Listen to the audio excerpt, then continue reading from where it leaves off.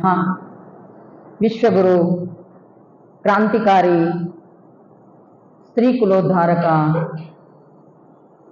ಭವಹರ ನಾಶಕ ಅಪ್ಪ ಬಸವಣ್ಣನವರನ್ನು ಸ್ಮರಿಸಿಕೊಂಡು, ವೈರಾಗ್ಯದ ತವನಿಧಿ, ನಮ್ಮೆಲ್ಲರ ಆಶಾ ಬೆಳಕು ಆಗಿರುವಂಥ ನೀರ ತಾವರೆ ಅಕ್ಕನಿಗೂ ಕೂಡ ಭಕ್ತಿಯಿಂದ ಸ್ಮರಿಸಿಕೊಂಡು, ವಿಶ್ವದ ಎಲ್ಲ ದಾರ್ಶನಿಕರಿಗೂ ಸಂತ ಮಹಂತರಿಗೂ ಕೂಡ ಈ ಭಕ್ತಿಯಿಂದ ಸ್ಮರಿಸಿಕೊಂಡು, ಇಲ್ಲಿ ನೆರೆದಿರ್ತಕ್ಕಂಥ ಎಲ್ಲ ನಮ್ಮ ಲಿಂಗಾಯತ ಸಮಾಜದ ಎಲ್ಲ ಸದ್ಭಕ್ತ ತಂದೆ ತಾಯಿಗಳು, ಮಕ್ಕಳು, ನಿಮ್ಮೆಲ್ಲರಿಗೂ ಕೂಡ ಭಕ್ತಿಯ ಶರಣೋ ಶರಣಾರ್ಥಿ. ಅಕ್ಕನ ಬದುಕಿನಲ್ಲಿ ಹಲವಾರು ರೀತಿಯಾಗಿರುವಂಥ ಅಡೆತಡೆಗಳನ್ನ, ನೋವುಗಳನ್ನ ಎಲ್ಲವನ್ನು ಕೂಡ ಸಹಿಸ್ಕೊಂಡ್ಬಂದಿರ್ತಕ್ಕಂಥದ್ದನ್ನ ನಾವು ನೋಡ್ತೀವಿ. ಎಂಥದ್ದೇ ಸಂದರ್ಭ ಬಂದರೂ ಕೂಡ ಧೃತಿಗೆಡಬಾರ್ದು ಅನ್ನುವಂಥದ್ದಕ್ಕೆ ಅಕ್ಕನ ಬದುಕೇ ಒಂದು ನಿದರ್ಶನ ಆಗಿರ್ತಕ್ಕಂಥದ್ದನ್ನ ನಾವು ನೋಡ್ತೇವೆ. ಏನಂತದ್ದು ನೆನ್ನೆಯ ದಿನ ಅಕ್ಕನ ಆ ಬದುಕಿನಲ್ಲಿ ಒಂದು ತಲ್ಲಣ ಸೃಷ್ಟಿಯಾಗಿರ್ತಕ್ಕಂಥದ್ದನ್ನ ನಾವು ನೋಡ್ತೇವೆ. ಏನಂತ ಆ ಕೌಶಿಕ ಮಹಾರಾಜನ ಆ ಸೆಳೆಯಲ್ಲಿ ಸಿಕ್ಕಿ ಹಾಕಿಕೊಂಡು ಅಕ್ಕ ಹಲವಾರು ರೀತಿಯಾಗಿರ್ತಕ್ಕಂಥ ತನಗೆ ಒಲ್ಲದ, ನನಗೆ ಅದು ಬೇಕಿಲ್ಲದೇ ಇರುವಂತ ಒಂದು ಇದರಲ್ಲಿ ಅಕ್ಕ ಸಿಕ್ಕಿ ಹಾಕೊಳ್ತಕ್ಕಂಥದ್ದನ್ನ ನಾವು ನೋಡ್ತೇವೆ. ಅದರಿಂದ ಹೊರಗೆ ಬರಬೇಕಲ್ಲ, ಹೇಗೆ ಬರುವಂಥದ್ದು ಅಷ್ಟು ಸುಲಭವೇ ಅನ್ನುವಂಥದ್ದು ನಾವು ಆಲೋಚನೆ ಚಿಂತನೆಯನ್ನು ಮಾಡಿದಾಗ ಶರಣರು ಹೇಳ್ತಾರೆ, ಆ ಭವಬಂಧನವನ್ನ ಬಿಡಿಸಿಕೊಳ್ಳುವಂತ ಮಾರ್ಗವನ್ನು ಕೂಡ ಶರಣರು ತಿಳಿಸಿಕೊಟ್ಟಿದ್ದಾರೆ ಅನ್ನೋದು. ಎಲ್ಲ ಒಂದ್ ಕಡೆ ಹೋಗೋದು ಕೆಲವೊಬ್ಬರಿಗೆ ಗೊತ್ತಿರ್ತದೆ, ಆದ್ರೆ ತಿರುಗಿ ಬರುವಂತ ಹಾದಿ ಗೊತ್ತಿರೋದಿಲ್ಲ.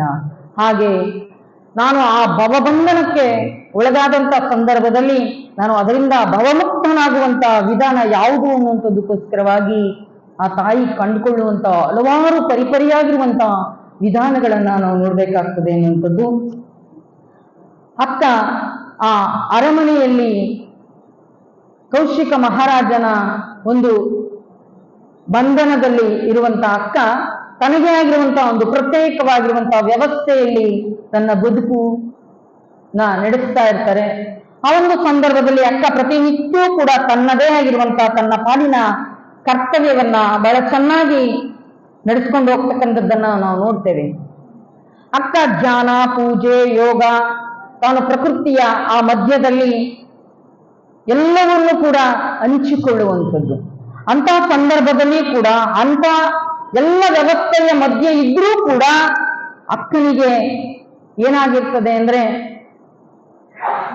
ಗುಲಾಬಿ ಹೂವಿನ ಮೇಲೆ ಸುಂದರವಾಗಿ ಕಾಣಬಹುದು, ಆದ್ರೆ ಅದನ್ನ ಕೀಳೋಕೆ ಹೋದಾಗ ಹೇಗೆ ಮುಳ್ಳು ಚುಚ್ಚುತ್ತದೋ ಹಾಗೆ ಅಕ್ಕನ ಬದುಕಿನಲ್ಲಿ ಏನೆಲ್ಲ ವ್ಯವಸ್ಥೆಗಳಿದ್ರೂ ಕೂಡ ಆಕೆ ಆ ಮುಳ್ಳಿನ ಸುತ್ತ ಬದುಕನ್ನ ನಡೆಸಿದಾಗೆ ಅಕ್ಕ ಆ ಕೌಶಿಕನ ಆ ಇದರಲ್ಲಿ ಬಂದಿಯಾಗಿರುವಂಥದ್ದನ್ನ ನಾವು ನೋಡ್ತೇವೆ ಅನ್ನೋದು. ಅಕ್ಕನಿಗೆ ಆಧ್ಯಾತ್ಮಿಕವಾಗಿರ್ತಕ್ಕಂಥ ಬದುಕಿನಲ್ಲಿ ಹಲವಾರು ರೀತಿಯಾಗಿರ್ತಕ್ಕಂಥ ಅಡ್ಡಿ ಆತಂಕಗಳು ಬರುವಂಥದ್ದನ್ನ ನಾವು ನೋಡ್ತೇವೆ.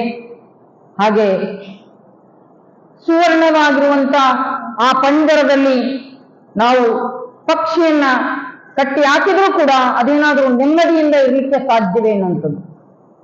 ಹಾರಾಡುವಂತ ಒಂದು ಗಿಳಿಯನ್ನ ತಂದು ಅದಕ್ಕೆ ನಾವು ಬಹಳ ಚೆನ್ನಾಗಿ ನೋಡ್ಕೊಳ್ತೇವೆ, ಬಹಳ ಪ್ರೀತಿಯಿಂದ ಸಾಕ್ತೇವೆ, ನಮ್ಮ ಹತ್ರ ಎಲ್ಲವೂ ಕೂಡ ಇದೆ ಅಂತೇಳಿ ಅದನ್ನ ಪಂಜರದಲ್ಲಿ ಏನಾದ್ರು ಇಟ್ರೆ ಅದು ಏನನ್ನ ಬಯಸ್ತದೆ?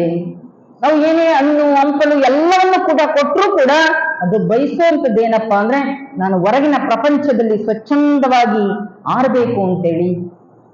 ಹಾಗೆ ಅಕ್ಕ ತನ್ನ ಮನಸ್ಸಿನ ದುಗುಡವನ್ನ ಹೊರಹಾಕ್ತಾರೆ.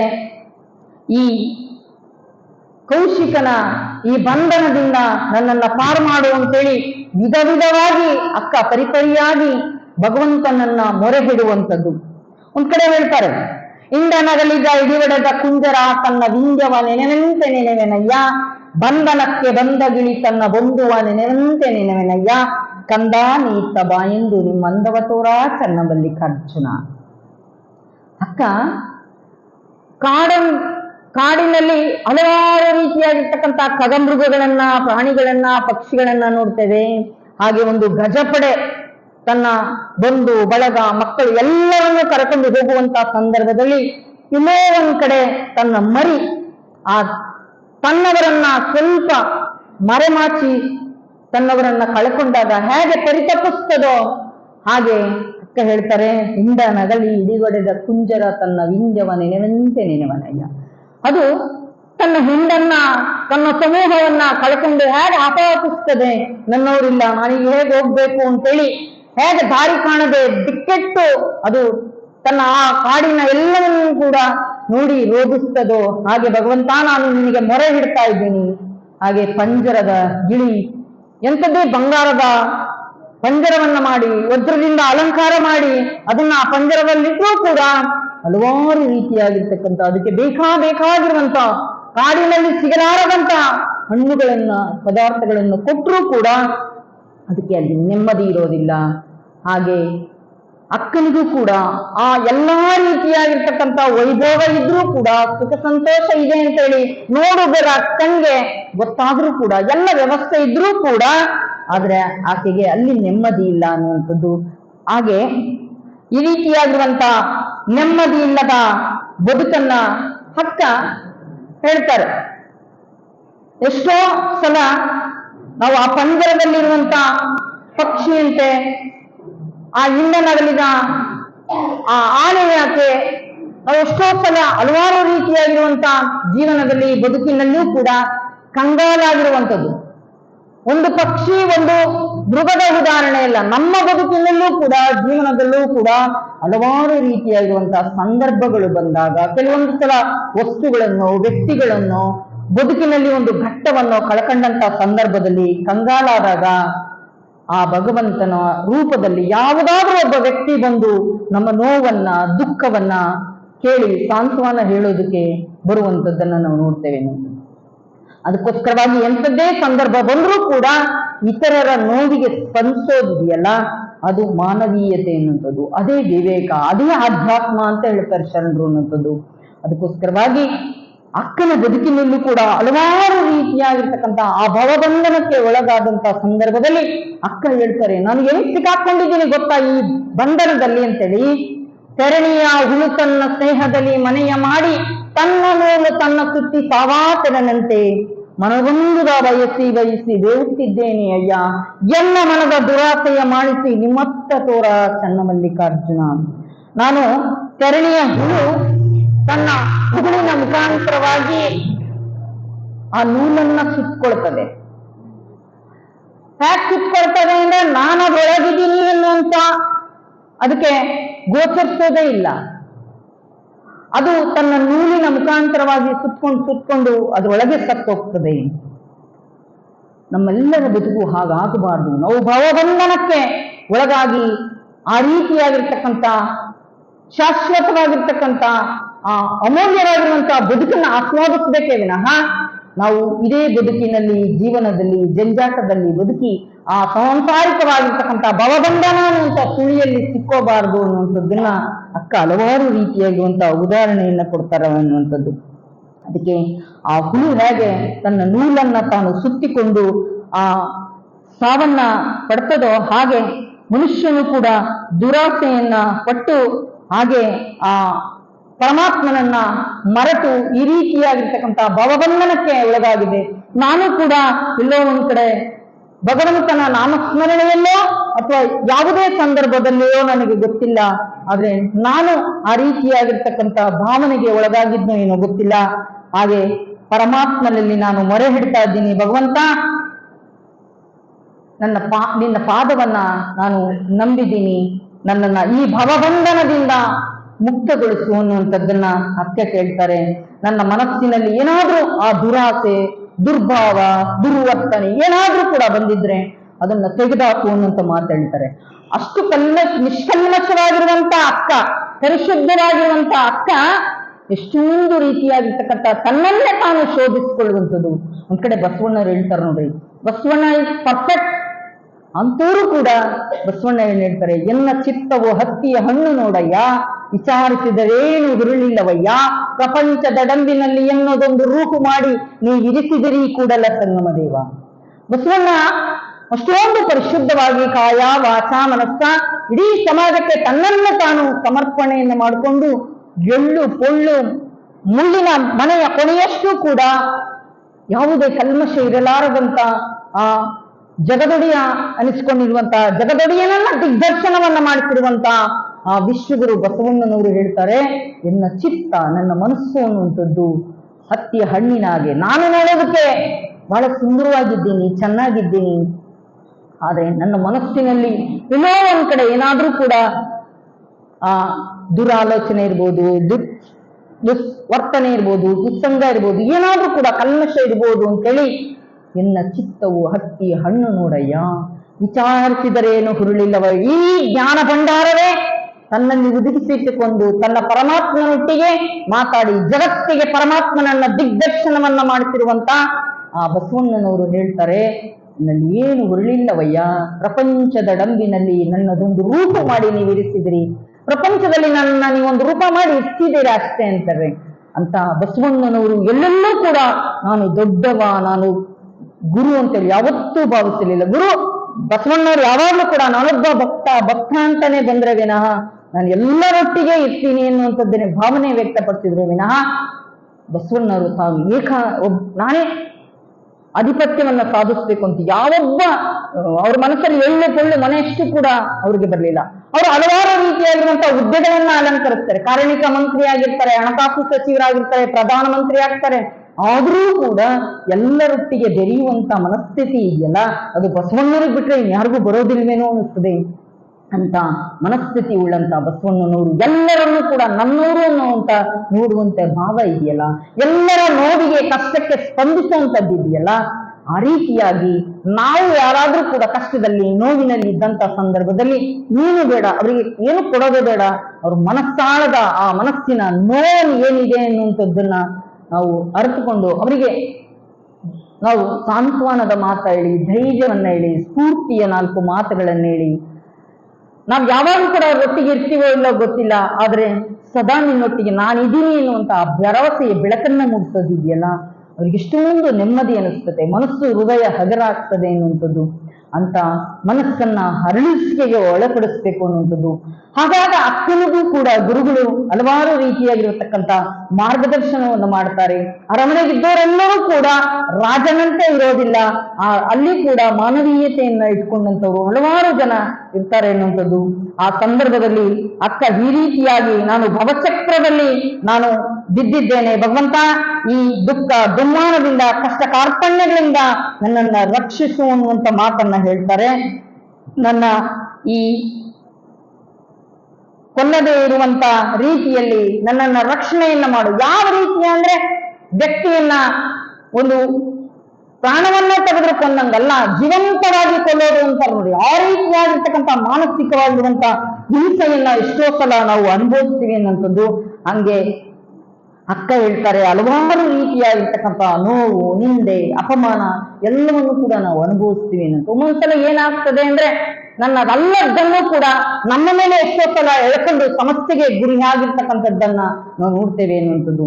ಅದಕ್ಕೆ ಆ ಭವಬಂಧನವನ್ನ ಬಿಡಿಸ್ಕೋಬೇಕು ಅನ್ನುವಂಥದ್ದನ್ನ ಶರಣರು ಎಷ್ಟು ಚೆನ್ನಾಗಿ ನಮ್ಗೆ ಹಲವಾರು ರೀತಿಯಾಗಿರ್ತಕ್ಕಂಥ ಉದಾಹರಣೆ ಸಹಿತ ಹೇಳ್ತಾರೆ. ಅದೇ ಸಂಸಾರ ಅನ್ನುವಂತ ಚಕ್ರದ ತಿರುಗಣಿಯಲ್ಲಿ ನಾವು ತಿರುಗ್ತಾ ಇದ್ದೇವೆ. ಆ ತಿರುಗುವಂತ ಸಂದರ್ಭದಲ್ಲಿ ಹಲವಾರು ರೀತಿಯಾಗಿರ್ತಕ್ಕಂಥ ನಮ್ಮ ವರ್ತನೆ ಸ್ವಭಾವದಿಂದನೂ ಅಥವಾ ನಮ್ಮ ನಡವಳಿಕೆಯಿಂದನೂ ನಾವು ಅದಕ್ಕೆ ಸಿಕ್ಕಾಕೊಂಡಿರ್ತೀವಿ. ಅದರಿಂದ ನಾವು ಹೊರಗೆ ಬರುವಂತ ನಿಟ್ಟಿನಲ್ಲಿ ನಾವೇನ್ ಮಾಡ್ಬೇಕಪ್ಪ ಅಂದ್ರೆ ಆ ಪರಮಾತ್ಮನ ಮೊರೆಯೇ ಹೊರತು ಮತ್ತೊಂದು ಇಲ್ಲ ಅನ್ನುವಂಥದ್ದನ್ನ ಹೇಳ್ತಾರೆ ಅನ್ನುವಂಥದ್ದು. ಹಾಗೆ ಊರ ಸೀರೆಯ ಅಗಸ ತಡಬಡಗೊಮ್ಮಂತೆ ಒನ್ನೆನ್ನದು ಹೆಣ್ಣೆನ್ನದು ಮಣ್ಣೆನ್ನದು ಎಂದು ನೆನೆನೆದು ಎನ್ನ ಪರೆವ ಕಾರಣ ಕೆಮ್ಮನೆ ಕೆಟ್ಟೆನಯ್ಯ ಚನ್ನ ಮಲ್ಲಿಕಾರ್ಜುನ. ಹೊನ್ನು ಹೆಣ್ಣು ಮಣ್ಣು ಇವೆಲ್ಲವೂ ಕೂಡ ನನ್ನದು ಅಂತೇಳಿ ಭಾವಿಸಿ ಇವು ಸೃಷ್ಟಿಯ ಇಲ್ಲಿರುವಂತವು, ಆದ್ರೆ ಇವೆಲ್ಲವನ್ನೂ ಕೂಡ ನಂದು ಅಂತೇಳಿ ನಾನು ಹೇಗೆ ಭಾವಿಸ್ತೀನಿ, ಭ್ರಮೆಗೆ ಒಳಗಾಗಿದ್ದೀನಿ ಎನ್ನುವಂಥದ್ದು. ಇವ್ಯಾವ ಕೂಡ ಶಾಶ್ವತವಲ್ಲದನ್ನ ನಮ್ದು ಅಂತೇಳಿ ಹೇಗೆ ಭಾವಿಸ್ತೇನೆ ಅಂದ್ರೆ ಒಂದು ಉದಾಹರಣೆ ಕೊಡ್ತಾರೆ. ಒಂದು ದಿನ ಮಡಿವಾಳ ಆತ ಬಟ್ಟೆ ತೊಳೆಯಕ್ಕೆ ಹೋಗ್ತಾನೆ. ಬಟ್ಟೆಯನ್ನೆಲ್ಲವನ್ನು ಕೂಡ ಸ್ವಚ್ಛ ಮಾಡಿ ಎಂತೆಂಥ ಬಟ್ಟೆಗಳನ್ನ ಆತ ಮಡಿ ಮಾಡ್ತಾನಪ್ಪ ಅಂತ ಅಂದ್ರೆ ಇಷ್ಟೊಂದು ಬೆಲೆಬಾಳುವಂತ ವಸ್ತುಗಳನ್ನ ಮಡಿ ಮಾಡೋದನ್ನ, ಆ ಬಟ್ಟೆಗಳನ್ನೇ ನೋಡಿ ಆತನಿಗೆ ಆನಂದ ಸಂತೋಷ ಆಗ್ತದೆ. ಆ ಮಡಿ ಮಾಡುವಂತ ಸಂದರ್ಭದಲ್ಲಿ ಮನುಷ್ಯನಿಗೆ ಎಷ್ಟೇ ಬಡತನ ಇದ್ರೂ ಕೂಡ ಆಸೆ ಆಶೋತ್ತರ ಕಡಿಮೆ ಇರೋದಿಲ್ಲ. ಅವನಿಗೂ ಕೂಡ ಒಂದ್ಸಲ ಅನಿಸ್ತದೆ, ಇಷ್ಟೊಂದು ಬೆಲೆ ಬಾಳುವಂತ ಸೀರೆ ರವಿಕೆಗಳಿದ್ದಾವೆ, ಈ ಬಟ್ಟೆಯನ್ನ ನನ್ನ ಸತಿಗೆ ಒಮ್ಮೆ ಹಾಕಿ ನೋಡ್ಬೇಕು ಅಂತೇಳಿ ಆತನಿಗೆ ಆಸೆ ಆಗ್ತದೆ. ಆತ ತನ್ನ ಸತಿಗೆ ಆ ಬೆಲೆ ಬಾಳುವಂತ ಆ ಉಡುಗೆ ತೊಡೆಗಳನ್ನ ಹಾಕಿ ಆತ ಅಲ್ಲಿ ಬಂದಿರುವಂತ ತನ್ನ ಜೊತೆಗೆ ಕಾಯಕ ಮಾಡಕ್ ಬಂದಿರುವಂತವ್ರೆಲ್ಲರಿಗೂ ಕೂಡ ತೋರಿಸ್ತಾನೆ, ನೋಡು ನನ್ನ ಹೆಂಡತಿ ಬೆಲೆ ಬಾಳುವಂತ ಆ ಉಡುಗೆ ತೊಡುಗೆಗಳನ್ನ ತೊಟ್ಟು ಎಷ್ಟು ಚೆನ್ನಾಗಿ ಕಾಣ್ತಾ ಇದ್ದಾಳೆ. ಆದ್ರೆ ಅದೆಲ್ಲವೂ ಕೂಡ ಶಾಶ್ವತವೇ, ತನ್ನದೇ ಅಂತೇಳಿ ಎಷ್ಟೊಂದು ಸೂಕ್ಷ್ಮವಾಗಿ ಹೇಳ್ತಾರೆ ನೋಡಿ.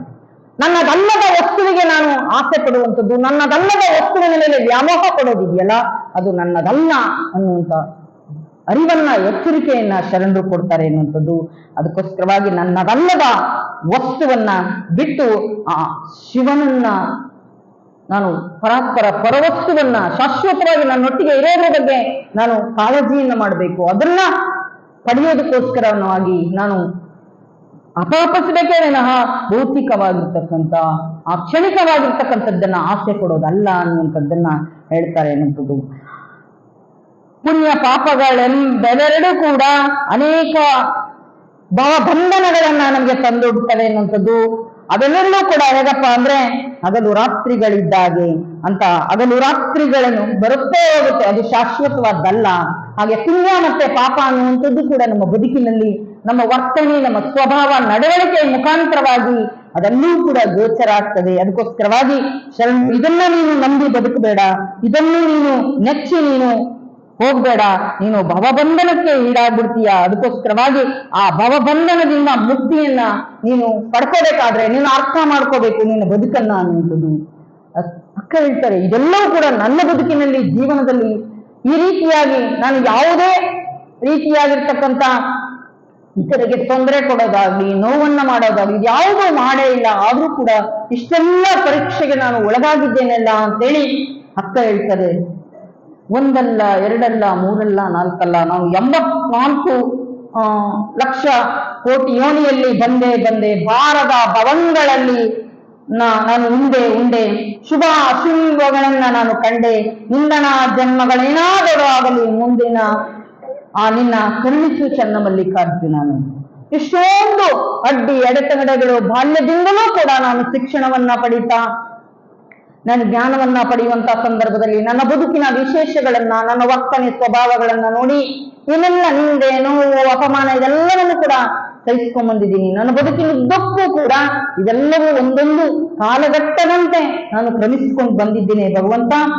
ಅದಕ್ಕೆ ನನ್ನ ಇಂಥ ಭವಬಂಧನದಲ್ಲಿ ನೀನು ನನ್ನನ್ನು ಸಿಲುಕಿಸಬೇಡ ಅನ್ನುವಂಥದ್ದು. ಅದಕ್ಕೋಸ್ಕರವಾಗಿ ಎಲ್ಲ ಒಳಿತು ಕೆಡುಕು ಎಲ್ಲರ ಬದುಕಿನಲ್ಲಿ ಇರ್ತದೆ. ಕಷ್ಟ ಸುಖ, ನೋವು ನಲಿವು ಒಂದು ನಾಣ್ಯದ 2 ಮುಖಗಳಂತೆ ಅನ್ನುವಂಥದ್ದನ್ನ ಅನುಭಾವಿಗಳು ಹೇಳ್ತಾರೆ. ಹಾಗಾದ್ರೆ ಕಷ್ಟನೇ ಬೇಡ, ದುಃಖನೇ ಬೇಕು ಅಂದ್ರೆ ನಾವು ಕೇಳಿದಾಗ ಬರ್ತದ? ಇಲ್ಲ. ಅದಕ್ಕೆ ಚಂದ್ರ ಎಷ್ಟು ಚೆನ್ನಾಗಿ ಹೇಳ್ತಾರೆ ಅಂದ್ರೆ, ಬಾರದು ಗಪ್ಪದು, ಗಪ್ಪದು ತಪ್ಪದು. ನಾವು ಬೇಡ ಅಂದ್ರೆ ಬಿಡಂಗಿಲ್ಲ, ಬಾ ಅಂದ್ರೆ ಬರಂಗಿಲ್ಲ.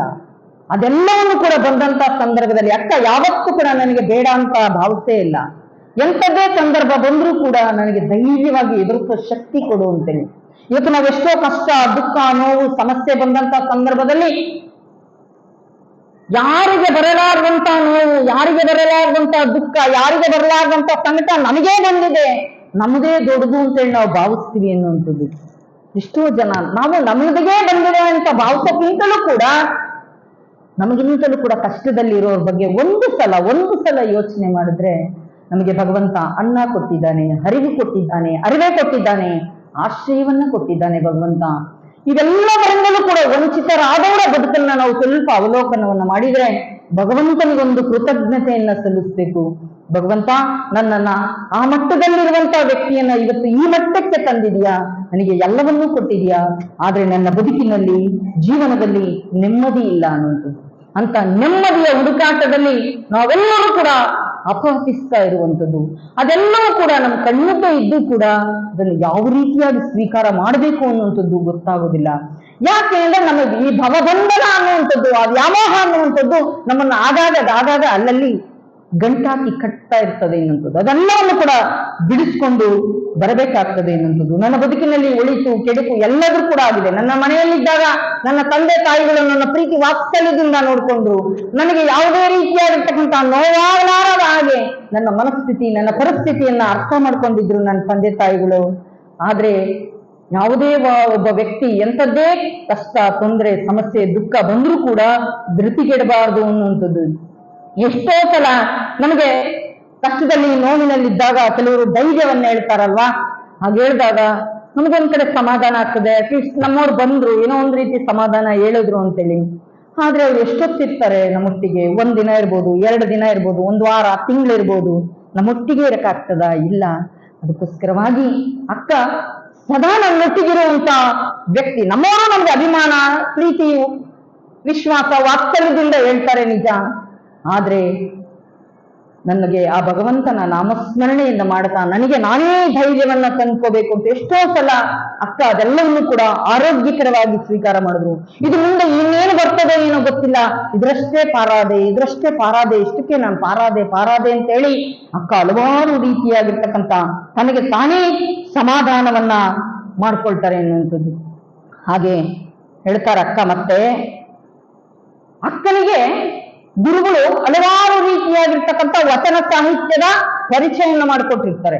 ಆಕೆ ಆ ಗುರುಕುಲಾಶ್ರಮಕ್ಕೆ ಹೋದಂತ ಸಂದರ್ಭದಲ್ಲಿ ಗುರುಗಳು ಪ್ರತಿಯೊಂದು ಶರಣರ ವಚನಗಳನ್ನ ಕಟ್ಟನ್ನ ಕೊಡ್ತಾರೆ ಆಕೆಗೆ ಅಧ್ಯಯನವನ್ನ ಮಾಡೋದಕ್ಕೆ. ನಾವು ಹಲವಾರು ರೀತಿಯಾಗಿರ್ತಕ್ಕಂಥ ಮಕ್ಕಳಿಗೆ ಬೇರೆ ಬೇರೆ ರೀತಿಯಾಗಿರ್ತಕ್ಕಂಥದ್ದನ್ನ ಅವರ ಮುಂದಿನ ಭವಿಷ್ಯಕ್ಕೆ ಅವರ ಶಿಕ್ಷಣಕ್ಕೆ ಹಲವಾರು ರೀತಿಯಾಗಿರುವಂಥದ್ದನ್ನ ನಾವು ಕೊಡ್ತೇವೆ.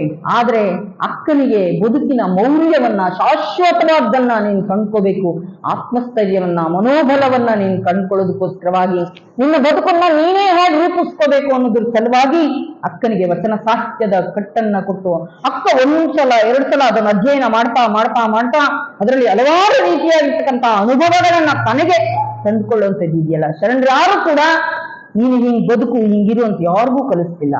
ಬದುಕೇ ಒಂದು ಪಾಠ ಆಗಿತ್ತು ಅವರಿಗೆ, ಬದುಕೇ ಒಂದು ಅನುಭವ ಆಗಿತ್ತು ಅನ್ನುವಂಥದ್ದು. ಅಂತ ಬದುಕಿನ ಆ ಸಾಧನೆಯ ಹಾದಿಯಲ್ಲಿ ಸಾಕ್ತಾ ಅಕ್ಕ ಹೇಳ್ತಾರೆ, ನಾನು ಯಾಕೆ ಈ ಸುಳಿಯಲ್ಲಿ ಸಿಕ್ಕಾಕೊಂಡಿದ್ದೀನಿ ಅಂದ್ರೆ ಭವಬಂಧನ ಭವಪಾಶವಾದ ಕಾರಣವೇನಯ್ಯ, ಇಂದಿನ ಜನ್ಮದಲ್ಲಿ ಲಿಂಗವಾ ಮರೆದನಾಗಿ ಇಂದಣ ಜನ್ಮದಲ್ಲಿ ಜಂಗಮವಾ ಜರಿದನಾಗಿ ಒರೆದೊರೆದು ಸಂಸಾರವ ಒದ್ದಲೇನೇನೋ ಕೂಡಲ ಸಂಗಮದೇವ ಅನ್ನುವಂಥ ಬಸವಣ್ಣನವರ ವಚನವನ್ನ ತಗೊಂಡು ನಾನು ಈ ಭವಬಂಧನದಲ್ಲಿ ಭವಪಾಶದಲ್ಲಿ ನಾನು ಸಿಕ್ಕಿ ಹಾಕೊಂಡಿದ್ದೀನಿ.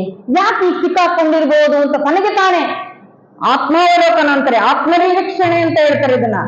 ಅಕ್ಕ ಬಸವಣ್ಣನವರ ವಚನವನ್ನ ಅಧ್ಯಯನ ಮಾಡ್ತಾ ಭವಬಂಧನದಲ್ಲಿ ನಾನು ಸಿಲುಕಿದ್ದೀನಿ ಅಂದ್ರೆ ಕಾರಣ ಏನಿರಬಹುದು, ಯಾಕೆ ನನಗೆ ಇವೆಲ್ಲವೂ ಕೂಡ ಬರ್ತಾ ಇದ್ದಾವೆ ಅಂದ್ರೆ ಹಿಂದೆ ನಾನು ಆ ಲಿಂಗವನ್ನ ಪೂಜೆಯನ್ನ ಮಾಡೋದು ಇರ್ಬೋದು, ಜಂಗಮಾರ್ಚನೆಯನ್ನ ಮಾಡೋದಿರ್ಬೋದು, ಯಾವುದೇ ಒಂದು ಸಂದರ್ಭದಲ್ಲಿ ತಿರಸ್ಕಾರ ಭಾವದಿಂದ ನಾನು ನೋಡಿದ್ನೋ ಏನೋ, ಜಂಗಮರಿಗೆ ತೊಂದರೆ ಕೊಟ್ಟಿದ್ನೋ ಏನೋ, ಅವರಿಗೆ ಮನಸ್ಸು ನೋವು ಮಾಡಿದ್ನೋ ಏನೋ, ಪರಿಯಾಗಿ ಅಕ್ಕ ತನ್ನ ಆಲೋಚನೆಗೆ ನಿಲುಕದ ಆ ರೀತಿಯಲ್ಲಿ ಬೇರೆ ಬೇರೆ ರೀತಿಯಾಗಿರ್ತಕ್ಕಂಥ ಆಲೋಚನೆ ಚಿಂತನೆಯನ್ನ ಮಾಡ್ತಾರೆ ಅನ್ನುವಂಥದ್ದು.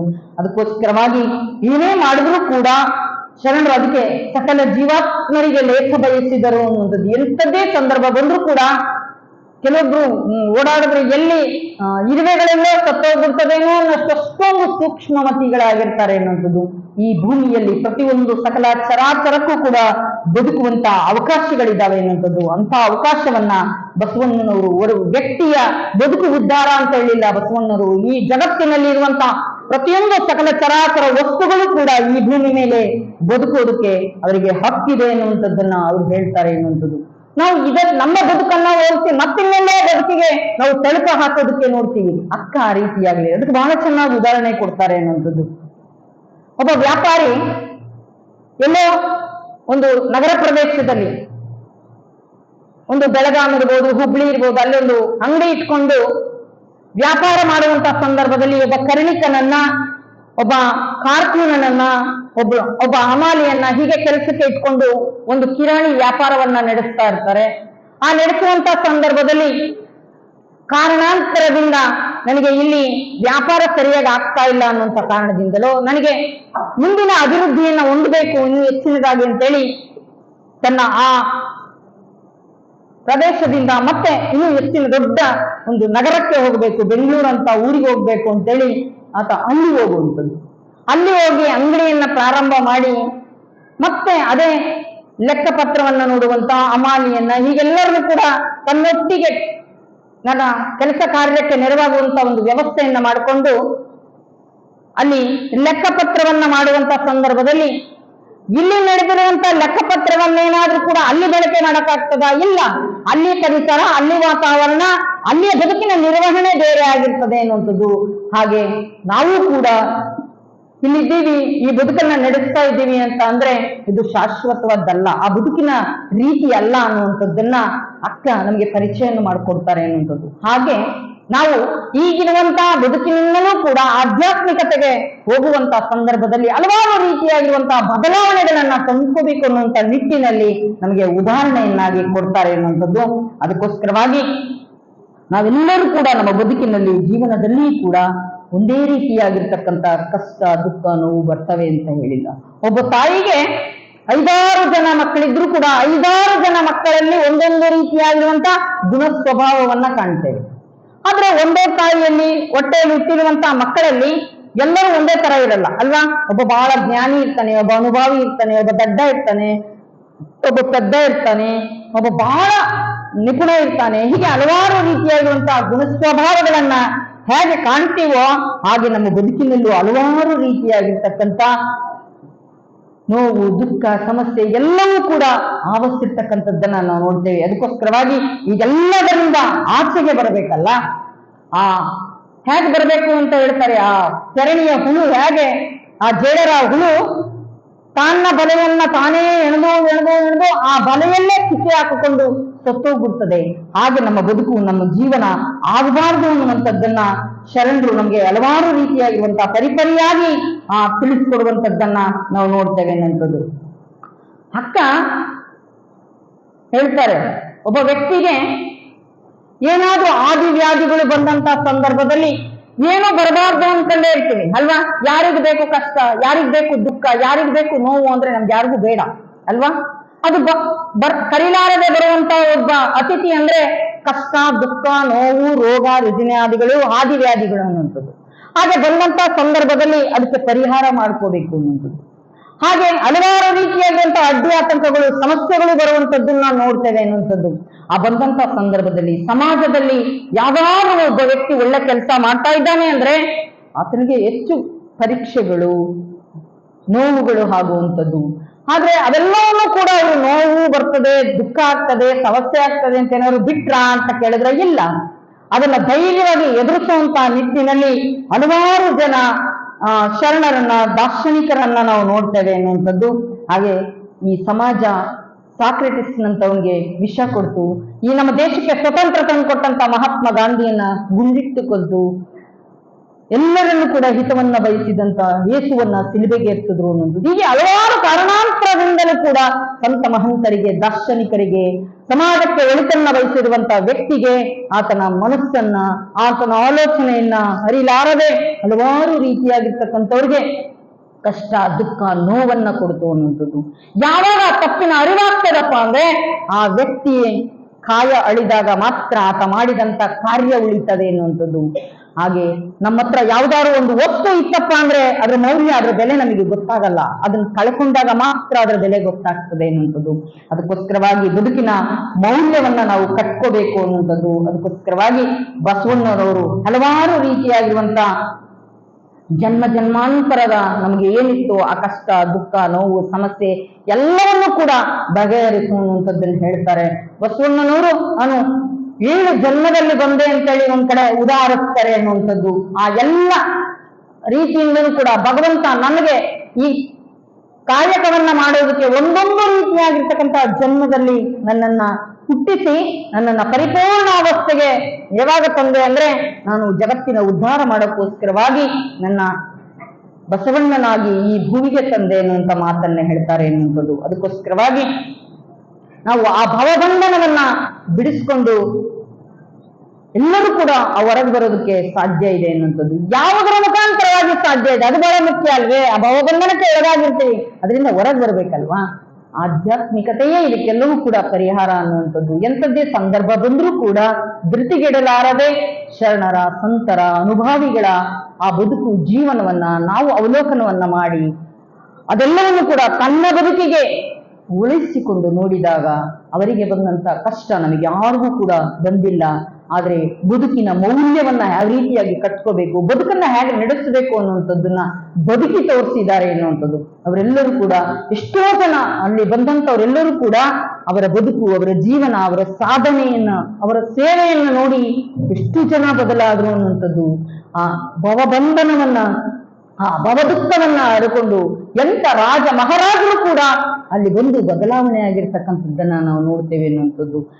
ಎಲ್ಲೋ ಒಂದ್ ಕಡೆ ತನ್ನ ಸಾಂಸಾರಿಕ ಜೀವನದಲ್ಲಿ ತಾನು ಬದುಕಿನ ನಿರ್ವಹಣೆಯನ್ನು ಮಾಡುವಂತಹ ಸಂದರ್ಭದಲ್ಲಿ ಬದುಕು ಅಂದ್ರೆ ಏನು, ಬದುಕನ್ನ ಹೇಗೆ ಬದುಕಬೇಕು, ಎಂತ ಬದುಕನ್ನ ಬದುಕಬೇಕು, ಈ ಲೌಕಿಕವಾಗಿರುವಂತಹ ಬದುಕಿನಿಂದ ನಾನು ಮುಕ್ತನಾಗುವಂಥದ್ದು ಹೇಗೆ, ಯಾವುದು ಶಾಶ್ವತವಾಗಿರುವಂಥದ್ದು ಅಂತೇಳಿ ಹಲವಾರು ರೀತಿಯಾಗಿರ್ತಕ್ಕಂಥ ಚಿಂತನೆಯನ್ನ ಮಾಡಿ ಬದುಕನ್ನ ಅರ್ಥೈಸಿಕೊಂಡು ಶರಣರು ಬದುಕನ್ನ ಆ ಸಾರವನ್ನ, ಸತ್ವವನ್ನ ತನ್ನ ಬದುಕಿನಲ್ಲಿ ಜೀವನದಲ್ಲಿ ಅಳವಡಿಸ್ಕೊಳ್ತಾರೆ ಎನ್ನುವಂಥದ್ದು. ಅಂತ ಬದುಕಿನ ಮೌಲ್ಯವನ್ನ ನಾವು ಯಾವುದರಿಂದ ನಾವು ಪಡ್ಕೋಬೇಕಪ್ಪ ಅಂದ್ರೆ ಪರಮಾತ್ಮನ ಒಲಮೆ ಹೊರತು ಇನ್ಯಾವುದರಿಂದಲೂ ಕೂಡ ನಾವು ಮುಕ್ತಿಯಾಗೋದಕ್ಕೆ ಸಾಧ್ಯ ಇಲ್ಲ. ಅದಕ್ಕೆ ಭಗವಂತನ ಒಲಮೆ, ಆ ಭಗವಂತನ ಕರುಣೆ ಎನ್ನುವಂಥದ್ದು ನಮಗೆ ಬೇಕಾಗ್ತದೆ ಎನ್ನುವಂಥದ್ದು. ಅಂತ ಭಗವಂತನ ಕರುಣೆ ಒಲಮೆಯನ್ನ ಮಾಡಬೇಕು ಅಂದ್ರೆ ನಮಗೆ ಅರಿವು, ಆಚಾರ, ಅನುಭವಗಳನ್ನ ನಾವು ಪಡ್ಕೋಬೇಕು ಅಂದ್ರೆ ಸನ್ಮಾರ್ಗದಲ್ಲಿ ಅಂತ ಸತ್ಪಥವನ್ನ ತೋರಿಸುವಂತ ಗುರುಮುಖೇನ ಹಲವಾರು ರೀತಿಯಾಗಿರುವಂತಹ ಅನುಭವಗಳನ್ನ ಕಲಿಸುವಂತ ಜ್ಞಾನಿಯ ಮುಖಾಂತರ, ಅನುಭಾವಿಗಳ ಮುಖಾಂತರವಾಗಿ ನಮ್ಮ ಬದುಕನ್ನ ಅರ್ಥೈಸ್ಕೋಬೇಕು ಅನ್ನೋದು. ಎಲ್ಲವೂ ನಮ್ಮ ಕಣ್ಣಿಂದ ಇರ್ತದೆ, ಆದ್ರೆ ಯಾವುದು ಕೂಡ ನಮಗೆ ಗೋಚರಿಸೋದೇ ಇಲ್ಲ ಅನ್ನೋಂಥದ್ದು. ಯಾವ್ದಾದ್ರು ಒಬ್ಬ ವ್ಯಕ್ತಿ ಬಂದು ಅಯ್ಯೋ ಇದೇನು ಕಷ್ಟವಾಗಿರೋಂಥದ್ದಲ್ಲ, ಇದು ಬದುಕು ಅಂದ್ರೆ ಇಷ್ಟೇ, ಇದು ಜೀವನ ಅಂದ್ರೆ ಇಷ್ಟೇ, ಆದ್ರೆ ನೀನು ಕಷ್ಟ ಮಾಡ್ಕೊಂಡಿದ್ಯಾ, ಅದು ಬದುಕಿನ ಜೀವನ ಅಂದ್ರೆ ಹೀಗಿದೆ ಅನ್ನುವಂಥದ್ದು ಕೊಡಿಸು. ಹೌದಾ, ಹಾಗಾದ್ರೆ ನಾನು ಏನೋ ಅನ್ಕೊಂಡ್ಬಿಟ್ಟಿದ್ದೆ, ಇದಿಷ್ಟೇನಾ ಅಂತ ಅನಿಸ್ತದೆ. ಅದಕ್ಕೋಸ್ಕರವಾಗಿ ಅಶಾಶ್ವತವಾಗಿರುವಂಥದ್ದನ್ನ ಬಿಟ್ಟು ಶಾಶ್ವತವಾಗಿರ್ತಕ್ಕಂಥ ಸನ್ಮಾರ್ಗದಲ್ಲಿ ನಾವು ನಡಿಬೇಕು ಅನ್ನುವಂಥದ್ದನ್ನ ಅಕ್ಕ ಹಲವಾರು ರೀತಿಯಾಗಿರುವಂತ ಉದಾಹರಣೆಗಳ ಸಹಿತ ನಮಗೆ ತಿಳಿಸ್ಕೊಡ್ತಾರೆ ಎನ್ನುವಂಥದ್ದು. ಹಾಗೆ ಪರಮಾತ್ಮನ ಒಲಿಮೆಯಲ್ಲಿ ಇರುವಂತಹ ಸಂದರ್ಭದಲ್ಲಿ ಅಕ್ಕನಿಗೂ ಕೂಡ ಗುರುವಿನ ಅನುಗ್ರಹವನ್ನ ಪಡ್ಕೋಬೇಕು, ಗುರುವಿನ ಮಾರ್ಗದರ್ಶನವನ್ನ ಪಡ್ಕೋಬೇಕು ಅನ್ನುವಂತ ನಿಟ್ಟಿನಲ್ಲಿ ಪರಮಾತ್ಮನ ಆ ಪ್ರತಿನಿತ್ಯವೂ ಕೂಡ ಶಿವಯೋಗ ಸಾಧನೆಯನ್ನ ಪ್ರತಿನಿತ್ಯವೂ ಮುಂಜಾನೆ ಎದ್ದು ಶಿವಯೋಗವನ್ನ ಮಾಡೋದಕ್ಕೋಸ್ಕರವಾಗಿ ಹೂ ಪತ್ರೆಗಳನ್ನೆಲ್ಲವನ್ನು ಕೂಡ ತಂದು ಪ್ರತಿನಿತ್ಯವೂ ಕೂಡ ಲಿಂಗಯ್ಯನನ್ನ ತದೇಕ ದೃಷ್ಟಿಯಿಂದ ಆ ಲಿಂಗಯ್ಯನನ್ನ ನೋಡಿ ಪರಮಾನಂದವನ್ನ ಅನುಭವಿಸ್ತಾ ಒಮ್ಮೊಮ್ಮೆ ಆ ಶಿವಯೋಗ ಸಾಧನೆಯನ್ನ ಮಾಡ್ಬೇಕಾದ್ರೆ ಎಂತ ಅನುಭವ ಆಗ್ತದೆ ಗೊತ್ತಾ? ಪ್ರಸಾದ ಮಾಡಿದಾಗ ಹೇಗೆ ತೃಪ್ತಿ ಆಗ್ತದೋ ಆ ಶಿವಯೋಗ ಸಾಧನೆ ಮಾಡಿದಾಗ ಕೂಡ ಅಂತ ತೃಪ್ತಿ, ಆನಂದವನ್ನ, ಶಾಶ್ವತವಾಗಿರ್ತಕ್ಕಂಥ ಆ ಪರಮಾನಂದವನ್ನ ಹೊಂದೋದಕ್ಕೆ ಬರ್ತದೆ ಅನ್ನಂತೇಳಿ ಅಕ್ಕ ತನ್ನ ಅನುಭವಕ್ಕೆ ತಂದ್ಕೊಳ್ತಾರೆ ಅನ್ನುವಂಥದ್ದು. ಆ ಲಿಂಗಯ್ಯನನ್ನ ಅಂಗೈಯಲ್ಲಿ ಇಟ್ಕೊಂಡು ಪೂಜೆಯನ್ನು ಮಾಡುವಂತ ಸಂದರ್ಭದಲ್ಲಿ ಭಗವಂತ ನಾನು ಹೇಗೆ ನಿನ್ನನ್ನ ಪೂಜಿಸ್ತೇನೆ ಅಂದ್ರೆ ನೀನು ನಿನ್ನ ಕರುಣೆಯನ್ನ ಬೇಡಿ ನಾನು ಸದಾ ನಿನ್ನ ಲಿಂಗ ಭೋಗೋಪಭೋಗದಲ್ಲಿ ನಾನು ಲಿಂಗವೇ ತಾನೇ ಲಿಂಗವಾಗಿ ಹೊರಗೆ ನೋಡೋದೇ ಇಲ್ಲ, ನನ್ನೊಳಗೆ ಇದೆಯಾ ಚನ್ನಮಲ್ಲಿಕಾರ್ಜುನ ಅಂತೇಳಿ ಆ ಪರಮಾತ್ಮನನ್ನ ಕಾಣುವಂತ ನಿಟ್ಟಿನಲ್ಲಿ ಹಲವಾರು ರೀತಿಯಾಗಿರುವಂತ ಮೊರೆಯನ್ನ ಹಿಡ್ತಾರೆ ಎನ್ನುವಂಥದ್ದು. ಹಾಗೆ ಹೇಳ್ತಾರೆ, ಅಯ್ಯ ನೀನೆನ್ನ ಮೊರಳಿಯಲ್ಲಾಡಿಸಿದೆ ನನ್ನ ಆಲಿಸಿದೊಡ್ಡಡೆ ಮಾಡು, ಅಯ್ಯ ನೀನೆನ್ನ ದುಃಖವ ನೋಡಿದ್ರೆ ನೋಡು, ಇಲ್ಲದಿದ್ದರೆ ಮಾಡು, ಹಾಗೆ ನೀನು ಒಲಿದರೆ ಹೊಲಿ, ಒಲಿಯದಿದ್ದರೆ ಮಾಡು ಅನ್ನುವಂತ ಮಾತನ್ನ ಹೇಳ್ತಾರೆ ಅಕ್ಕ. ಭಗವಂತ ಇಷ್ಟೆಲ್ಲವನ್ನ ನೀನು ಪರಿಪರಿಯಾಗಿ ನಾನು ಬೆಳ್ಕೊಳ್ತಾ ಇದ್ದೀನಿ. ನೀನೇನೇ ಕಷ್ಟ, ದುಃಖ, ತೊಂದರೆ, ಸಮಸ್ಯೆ ಎಲ್ಲವನ್ನೂ ಕೂಡ ಕೊಟ್ಟರೂ ಕೂಡ ಆದ್ರೆ ನೀನು ನನ್ನ ಮೊರೆಯನ್ನ, ನನ್ನ ಕಷ್ಟವನ್ನ, ನನ್ನ ದುಃಖವನ್ನ ನೀನು ಕೇಳು, ಆದ್ರೆ ಕೇಳದೇ ಇರು. ಆದ್ರೆ ನಾನು ನಿನ್ನ ಪೂಜೆಯನ್ನ ಮಾಡೋದು ಬಿಡೋದಿಲ್ಲ. ನೀನು ಆಲಿಸೇ ಇರು, ಆದ್ರೆ ನನ್ನ ದುಃಖವನ್ನ, ನಾನು ನೋವನ್ನ ನಿನ್ನೊಟ್ಟಿಗೆ ಹಂಚ್ಕೊಳ್ತೇನೆ ಎನ್ನುವಂಥದ್ದು. ಹಾಗೆ ನೀನು ಒಲಿಯಿದ್ರೆ ಬಿಡು, ಆದ್ರೆ ನಾನು ಯಾವತ್ತೂ ಕೂಡ ನನ್ನ ಮನಸ್ಸನ್ನು ವಿಚಲಿತ ಮಾಡಿಕೊಳ್ಳಾರದೆ ಎಂಥದ್ದೇ ಸಂದರ್ಭದಲ್ಲೂ ಕೂಡ ನಿನ್ನ ಭಕ್ತಿಯನ್ನ ಮಾಡೋದಿಲ್ಲ ಅನ್ನುವಂತ, ಭಕ್ತಿಯನ್ನ ಬಿಡೋದಿಲ್ಲ ಅನ್ನುವಂತ ಮಾತನ್ನ ಅಕ್ಕ ಹೇಳ್ತಾರೆ. ನನ್ನ ಬಾಳಿನಲ್ಲಿ ಬದುಕಿನಲ್ಲಿ ಏನಾಗಿದೆ ಇವತ್ತು ಅಂತ ಅಂದ್ರೆ, ನೀರಿನಲ್ಲಿ ಬದುಕುವಂತ ಮೀನನ್ನ ತೆಗೆದು ದಡಕ್ಕಾಗದಾಗಿದೆ ನನ್ನ ಪರಿಸ್ಥಿತಿ. ಅದಕ್ಕೋಸ್ಕರವಾಗಿ ಭಗವಂತ ನನ್ನನ್ನ ನೀನು ಹೇಗೆ ಕಾಪಾಡಬೇಕು ಅಂದ್ರೆ, ಶಿವಾನುಭವ ಅನ್ನುವಂತ ಸಮುದ್ರದಲ್ಲಿ ನಾನು ಈಜಾಡ್ತಾ ಇದ್ದೇನೆ ಎನ್ನುವಂಥದ್ದು, ನನಗೆ ಗತಿ ಯಾರೂ ಇಲ್ಲ, ಎಲ್ಲವೂ ಕೂಡ ನೀನೇ ಆಗಿದ್ಯಾ. ನಿನ್ನ ಒಲಮೆಯಿಂದ ಮಾತ್ರ ನಾನು ನೆಮ್ಮದಿಯಿಂದ ಸಮಾಧಾನದಿಂದ ಬದುಕೋದಕ್ಕೆ ಸಾಧ್ಯ. ಭಗವಂತ ಸದಾ ನೀನು ನನ್ನನ್ನ ಕಾಯಿ. ನಾನು ನಿನ್ನ ಆ ಪೂಜೆಯಲ್ಲಿ, ಧ್ಯಾನದಲ್ಲಿ, ಯೋಗದಲ್ಲಿ ನಾನು ನಿನ್ನನ್ನ ಕಾಣ್ತೀನಿ ಎನ್ನುವಂತ ಮಾತನ್ನ ಅಕ್ಕ ಹೇಳ್ತಾರೆ ಎನ್ನುವಂಥದ್ದು. ಹಾಗೆ ಬಸವಣ್ಣನವರು ಒಂದ್ ಕಡೆ ಲಿಂಗ ಪೂಜೆಯನ್ನ ಮಾಡುವಂತ ಸಂದರ್ಭದಲ್ಲಿ ಅಕ್ಕನಿಗೆ ಆ ಲಿಂಗವಂತ ಧರ್ಮದ ಶ್ರೇಷ್ಠತೆಯ ವಚನವನ್ನ ಹೇಳ್ತಾರೆ. ಲಿಂಗವಿಲ್ಲದೆ ಯಾರು ಕೂಡ ಇರಬಾರದು ಅನ್ನುವಂತ ಮಾತನ್ನ ಜಗತ್ತಿಗೆ ಸಂದೇಶವನ್ನ ಕೊಡುವುದರ ಮುಖಾಂತರವಾಗಿ ಹೇಳ್ತಾರೆ. ಲಿಂಗವಿಲ್ಲದೆ ನಡೆವವನ, ಲಿಂಗವಿಲ್ಲದೆ ನುಡಿಯುವವನ, ಲಿಂಗವಿಲ್ಲದೆ ಹುಗುಳು ನೀಗಿದರೆ ಅಂದಂದಿಗೆ ಕೀಲಿಪ್ಪನಯ್ಯ ಏನೆಂಬೆನಯ್ಯ. ಲಿಂಗವಿಲ್ಲದೆ ನಡೆಯುವವರು, ಲಿಂಗವಿಲ್ಲದೆ ನುಡಿಯುವವರು ಆ ಅಲೌಕಿಕವಾಗಿರುವಂತ ಬದುಕನ್ನ ನಡೆಸಿದಾಗ ಆಗ್ತದೆ. ಲಿಂಗವಿಲ್ಲದೆ ನಾವೇನಾದ್ರೂ ನಮ್ಮ ನಡೆ, ನುಡಿ, ವರ್ತನೆ, ಆ ಸ್ವಭಾವವನ್ನ ಇದ್ರೆ ಅದನ್ನ ಆ ಭಗವಂತ ರಥಗೇಡಿಗಳು ಅಂತೇಳಿ ಹೇಳ್ತಾರೆ ಅಂತೇಳಿ ಚನ್ನಬಸವಣ್ಣವ್ರು ಹೇಳ್ತಾರೆ. ಅದಕ್ಕೆ ಪ್ರತಿಯೊಬ್ಬರೂ ಕೂಡ ನಾವು ಮಾಡುವಂಥದ್ದನ್ನ ನಾವು ಮಾಡ್ತಾ ಇದ್ದೇವೆ ಅಂದ್ರೆ ಶರಣರು ಹೇಳ್ತಾರೆ, ಈ ಕಾಯ, ಈ ತನು, ಈ ಶರೀರವೇ ನಾವು ಲಿಂಗಮಯವಾಗಿ ಮಾಡ್ಕೋಬೇಕು ಅನ್ನುವಂಥದ್ದು. ಅದಕ್ಕೆ ಬಸವಣ್ಣನವರು ತನ್ನ ಕಾಯವನ್ನ, ಶರೀರವನ್ನ, ವಾಣಿಯನ್ನ ಪಂಚಪರುಷವಾಗಿಸ್ಕೊಂಡಿದ್ರು ಅನ್ನುವಂಥದ್ದು. ಅದಕ್ಕೆ ನಡೆಪರುಷ, ನುಡಿಪರುಷ, ವಾಕ್ಪರುಷ, ಹಸ್ತಪರುಷ ಅಂತ ಹೇಳಿದ್ರು. ಅಂತ ಪಂಚಪರುಷವಾಗಿರುವಂತ ಬಸವಣ್ಣನವರು ಸಾಧನೆಯ ಮುಖಾಂತರವಾಗಿ ಎಲ್ಲರಿಗೂ ಕೂಡ ಸಾಧ್ಯ ಅನ್ನುವಂಥದ್ದನ್ನ, ಸನ್ಯಾಸಿಗೆ ಸಂಸಾರಿಗೆ ಅನ್ನುವಂಥದ್ದಲ್ಲ, ಸಂಸಾರದಲ್ಲಿದ್ದು ಸದ್ಗತಿಯನ್ನ ಕಾಣಬಹುದು ಅನ್ನುವಂಥದ್ದನ್ನ, ಬದುಕಿನ ಆದರ್ಶವನ್ನ ಕಲಿಸಿಕೊಟ್ಟಂತವರು ಬಸವಣ್ಣನವರು. ಅದಕ್ಕೋಸ್ಕರವಾಗಿ ಪ್ರತಿಯೊಬ್ಬರೂ ಕೂಡ ನಾನು ಮಾಡುವಂತ ಕೆಲಸವೆಲ್ಲವೂ ಕೂಡ ಲಿಂಗದ ಕಾಯಕ, ನಾನು ನೋಡುವಂಥದ್ದೆಲ್ಲವೂ ಕೂಡ ಲಿಂಗದ ನೋಟ, ಮಾಡುವಂಥದ್ದೆಲ್ಲವೂ ಕೂಡ ಲಿಂಗದ ಮಾಟ. ನಾವು ಯಾವತ್ತೂ ಕೂಡ ಲಿಂಗವಂತರಾಗಿರ್ತಕ್ಕಂಥವ್ರು, ಯಾರಿಗೆ ಆ ಪರಮಾತ್ಮನನ್ನ ಪೂಜಿಸ್ಬೇಕು, ಆರಾಧಿಸ್ಬೇಕು ಅಂತ ಇರ್ತದೋ ಅವರೆಲ್ಲರೂ ಕೂಡ ಆ ಲಿಂಗ ಏನನ್ನ ಎದೆ ಮೇಲೆ ಧರಿಸ್ಕೋಬೇಕು ಅನ್ನುವಂಥದ್ದು. ಹಾಗೆ ಶರಣರು ಎಷ್ಟೊಂದು ವ್ರತನೇಮಗಳನ್ನ ಮಾಡಿಸ್ಕೊಂಡ್ರು ಅಂದ್ರೆ, ಒಬ್ಬೊಬ್ರು ಮನಸ್ಸಿಗೆ ನೋವಾದಂತ ಸಂದರ್ಭದಲ್ಲಿ ಎಲ್ಲರನ್ನೂ ಕೂಡ ಆನಂದಮಯವಾಗಿಡೋದಕ್ಕೋಸ್ಕರವಾಗಿ ನಗೆ ಮಾಡಿ ತಂದೆ ಅಂತ ಒಬ್ಬ ಶರಣರಿದ್ರು. ತಾನು ಮಾಡುವಂತ ತಪ್ಪಿನ ಅರಿವನ್ನ ಮೂಡಿಸೋದಕ್ಕೆ, ಜಾಗೃತ ಮಾಡೋದಕ್ಕೆ ಮುಳ್ಳಾವಿಗೆ ಕಾಯಕವನ್ನ ಮಾಡ್ತಾ ಇದ್ರು ಅನ್ನುವಂಥದ್ದು. ಹಾಗೆ ಲಿಂಗವಿಲ್ಲದೆ ನಡೆಯುವವರು, ಲಿಂಗವಿಲ್ಲದೆ ನುಡಿಯುವವರನ್ನ ಆ ಭಗವಂತ ಏನ್ ಮಾಡ್ತಾರೆ ಅಂದ್ರೆ ರಥಗೇಡಿಗಳು ಅಂತ ಹೇಳ್ತಾರೆ ಎನ್ನುವಂಥದ್ದನ್ನು ಚನ್ನಬಸವಣ್ಣರು ಹೇಳ್ತಾರೆ. ಅದಕ್ಕೆ ನಾವೆಲ್ಲರೂ ಕೂಡ ಲಿಂಗಾಂಗಿಗಳಾದಂಥವ್ರು ಎದೆ ಮೇಲೆ ಪ್ರತಿಯೊಬ್ಬರು ಕೂಡ ಲಿಂಗವನ್ನ ಧಾರಣೆಯನ್ನ ಮಾಡ್ಕೊಳ್ಳೇಬೇಕು ಅನ್ನುವಂಥದ್ದನ್ನ ಕಟ್ಟಪ್ಪಣೆಯನ್ನ ಮಾಡ್ತಾರೆ ಅನ್ನುವಂಥದ್ದು. ಅದಕ್ಕೋಸ್ಕರವಾಗಿ ಹಣ ಇದ್ದವ್ರನ್ನ ಹಣವಂತರು ಅಂತೀವಿ, ಗುಣ ಇದ್ದವ್ರನ್ನ ಗುಣವಂತರು ಅಂತೀವಿ. ಲಿಂಗನೇ ಇಲ್ಲ ಅಂದ್ರೆ ನಾವ್ ಏನನ್ಬೇಕು?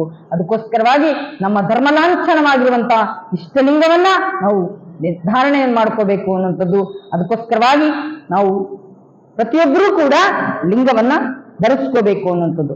ಹಾಗೆ ಅಂಗ ಏಳಂಗಣ ಲಿಂಗವ ನೋಡುತ್ತಾ ಕಂಗಳು ಕಡಗೋಡಿ ಹರಿಯುತ್ತ ಸುರಿಯುತ್ತ ಎಂಪೆನು ದೇವ, ಊಟವೇ ಪ್ರಾಣವಾಗಿ ಎಂದಿಪ್ಪೆನು ದೇವ, ನೋಟವೇ ಪ್ರಾಣವಾಗಿ ಎಂದಿಪ್ಪೆನು ದೇವ, ಎನ್ನ ಅಂಗದ ವಿಕಾರವ ಸಂಘವಳಿದು ಕೂಡಲ ಸಂಗಯ್ಯ, ಲಿಂಗವೇ ಲಿಂಗವೇ ಎನ್ನುತ್ತಿದ್ದೇನಯ್ಯ. ನನ್ನ ಅಂಗದೊಳಗಿರುವಂತಹ ಲಿಂಗವನ್ನ ನೋಡ್ತಾ ನನ್ನ ಕಣ್ಣಲ್ಲಿ ನಾನು ಕಂಬನಿಯನ್ನ ಗರಿತಾ ಇದ್ದೇನೆ. ಯಾತಕ್ಕೋಸ್ಕರವಾಗಿ ಅಂತ ಅಂದ್ರೆ ನನ್ನ ಆತ್ಮ ಕಲ್ಯಾಣಕ್ಕೋಸ್ಕರವಾಗಿ, ಜಗತ್ತಿನ ಹಿತಚಿಂತನೆಗೋಸ್ಕರವಾಗಿ, ನನ್ನ ಎಲ್ಲ ಭೌತಿಕವಾಗಿರುವಂತ ಲೌಕಿಕವಾಗಿರ್ತಕ್ಕಂಥದ್ದೆಲ್ಲವೂ ಕೂಡ ಅದು ಶಾಶ್ವತವಾದಲ್ಲ. ಭಗವಂತ ನಾನು ನಿನ್ನೊಟ್ಟಿಗೆ ಸೇರ್ಬೇಕು, ನಿನ್ನೊಟ್ಟಿಗೆ ಕೂಡಬೇಕು ಅಂತೇಳಿ ನನ್ನ ಪ್ರಾಣ ಇರ್ಬೋದು, ನನ್ನ ನೋಟ ಎಲ್ಲವೂ ಕೂಡ ನಿನಗಾಗಿ, ನನ್ನ ಚಿತ್ತ ನಿನ್ನತ್ತ ಅನ್ನುವಂಥದ್ದನ್ನ ಹೇಳ್ತಾರೆ. ಇಡೀ ನನ್ನ ಅಂಗದ ವಿಕಾರಗಳೇನಿದ್ದಾವೆ, ನನ್ನ ನೋಡ್ತೇನೆ ಅದು ಬಯಸ್ತದೆ, ಕೇಳ್ತೇನೆ ಅದು ಮತ್ತೆ ಇನ್ನೇನೋ ಬೇಡವಾಗಿರುವಂಥದ್ದು ಮತ್ತೆ ಮತ್ತೆ ಕೇಳಬೇಕು ಅನ್ನಿಸ್ತದೆ, ಇಲ್ಗಾರು ಹೋಗ್ಬೇಕಂತ ಮತ್ತೆ ಅಲ್ಲಿ ಹೋಗಲಾರದಂತ ಜಾಗಕ್ಕೆ ನನ್ನನ್ನು ಕರ್ಕೊಂಡು ಹೋಗ್ತದೆ. ಈ ಪಂಚೇಂದ್ರಿಯಗಳನ್ನ ತನ್ನ ಹಿಡಿತದಲ್ಲಿ ಇಟ್ಕೋಬೇಕು ಅನ್ನುವಂಥದ್ದು.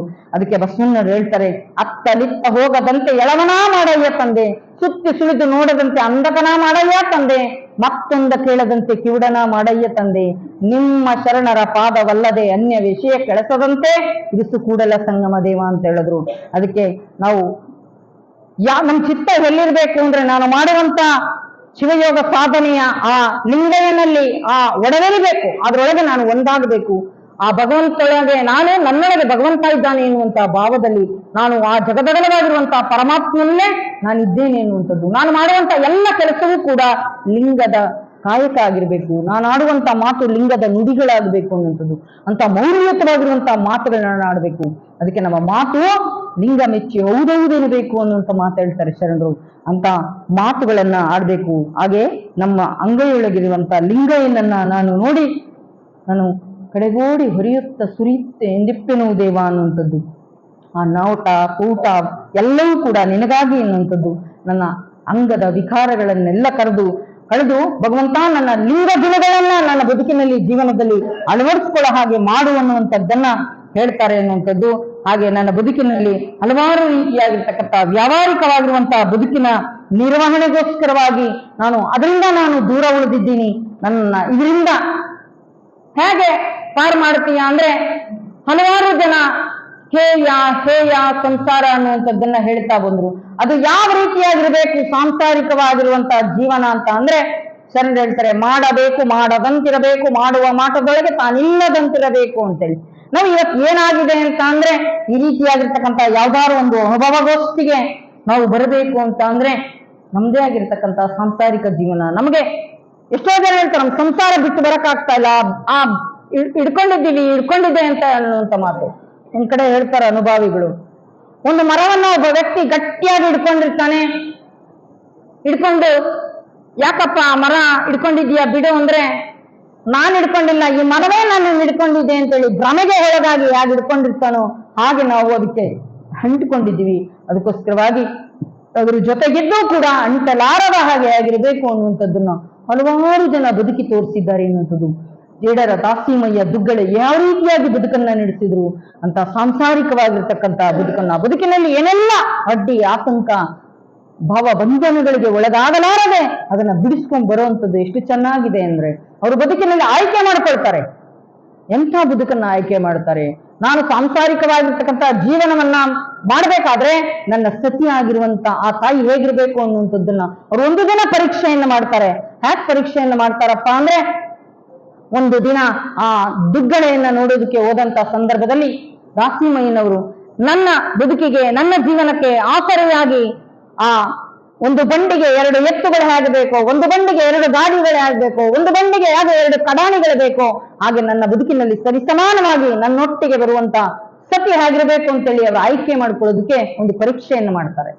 ಏನಪ್ಪ ಮಾಡ್ತಾರೆ ಅಂದ್ರೆ, ಮರಳು ಮಿಶ್ರಿತವಾಗಿರುವಂತ ಅಕ್ಕಿಯನ್ನ ಕೊಟ್ಟು, ಒಂದು ಕಬ್ಬಿನ ಕೋಲನ್ನ ಕೊಟ್ಟು, ನೀರಿಲ್ಲದೆ ನೀನು ಪ್ರಸಾದವನ್ನ ತಯಾರು ಮಾಡಬೇಕು, ಸೌದೆ ಇಲ್ಲದೆ ನೀನು ಪ್ರಸಾದವನ್ನ ಮಾಡಬೇಕು ಅಂತ ಹೇಳಿದಾಗ ನಮ್ಗನಿಸ್ತದೆ, ನೀರಿಂದ ಹೇಗಪ್ಪ ಪಾಯಸ ಮಾಡೋದು,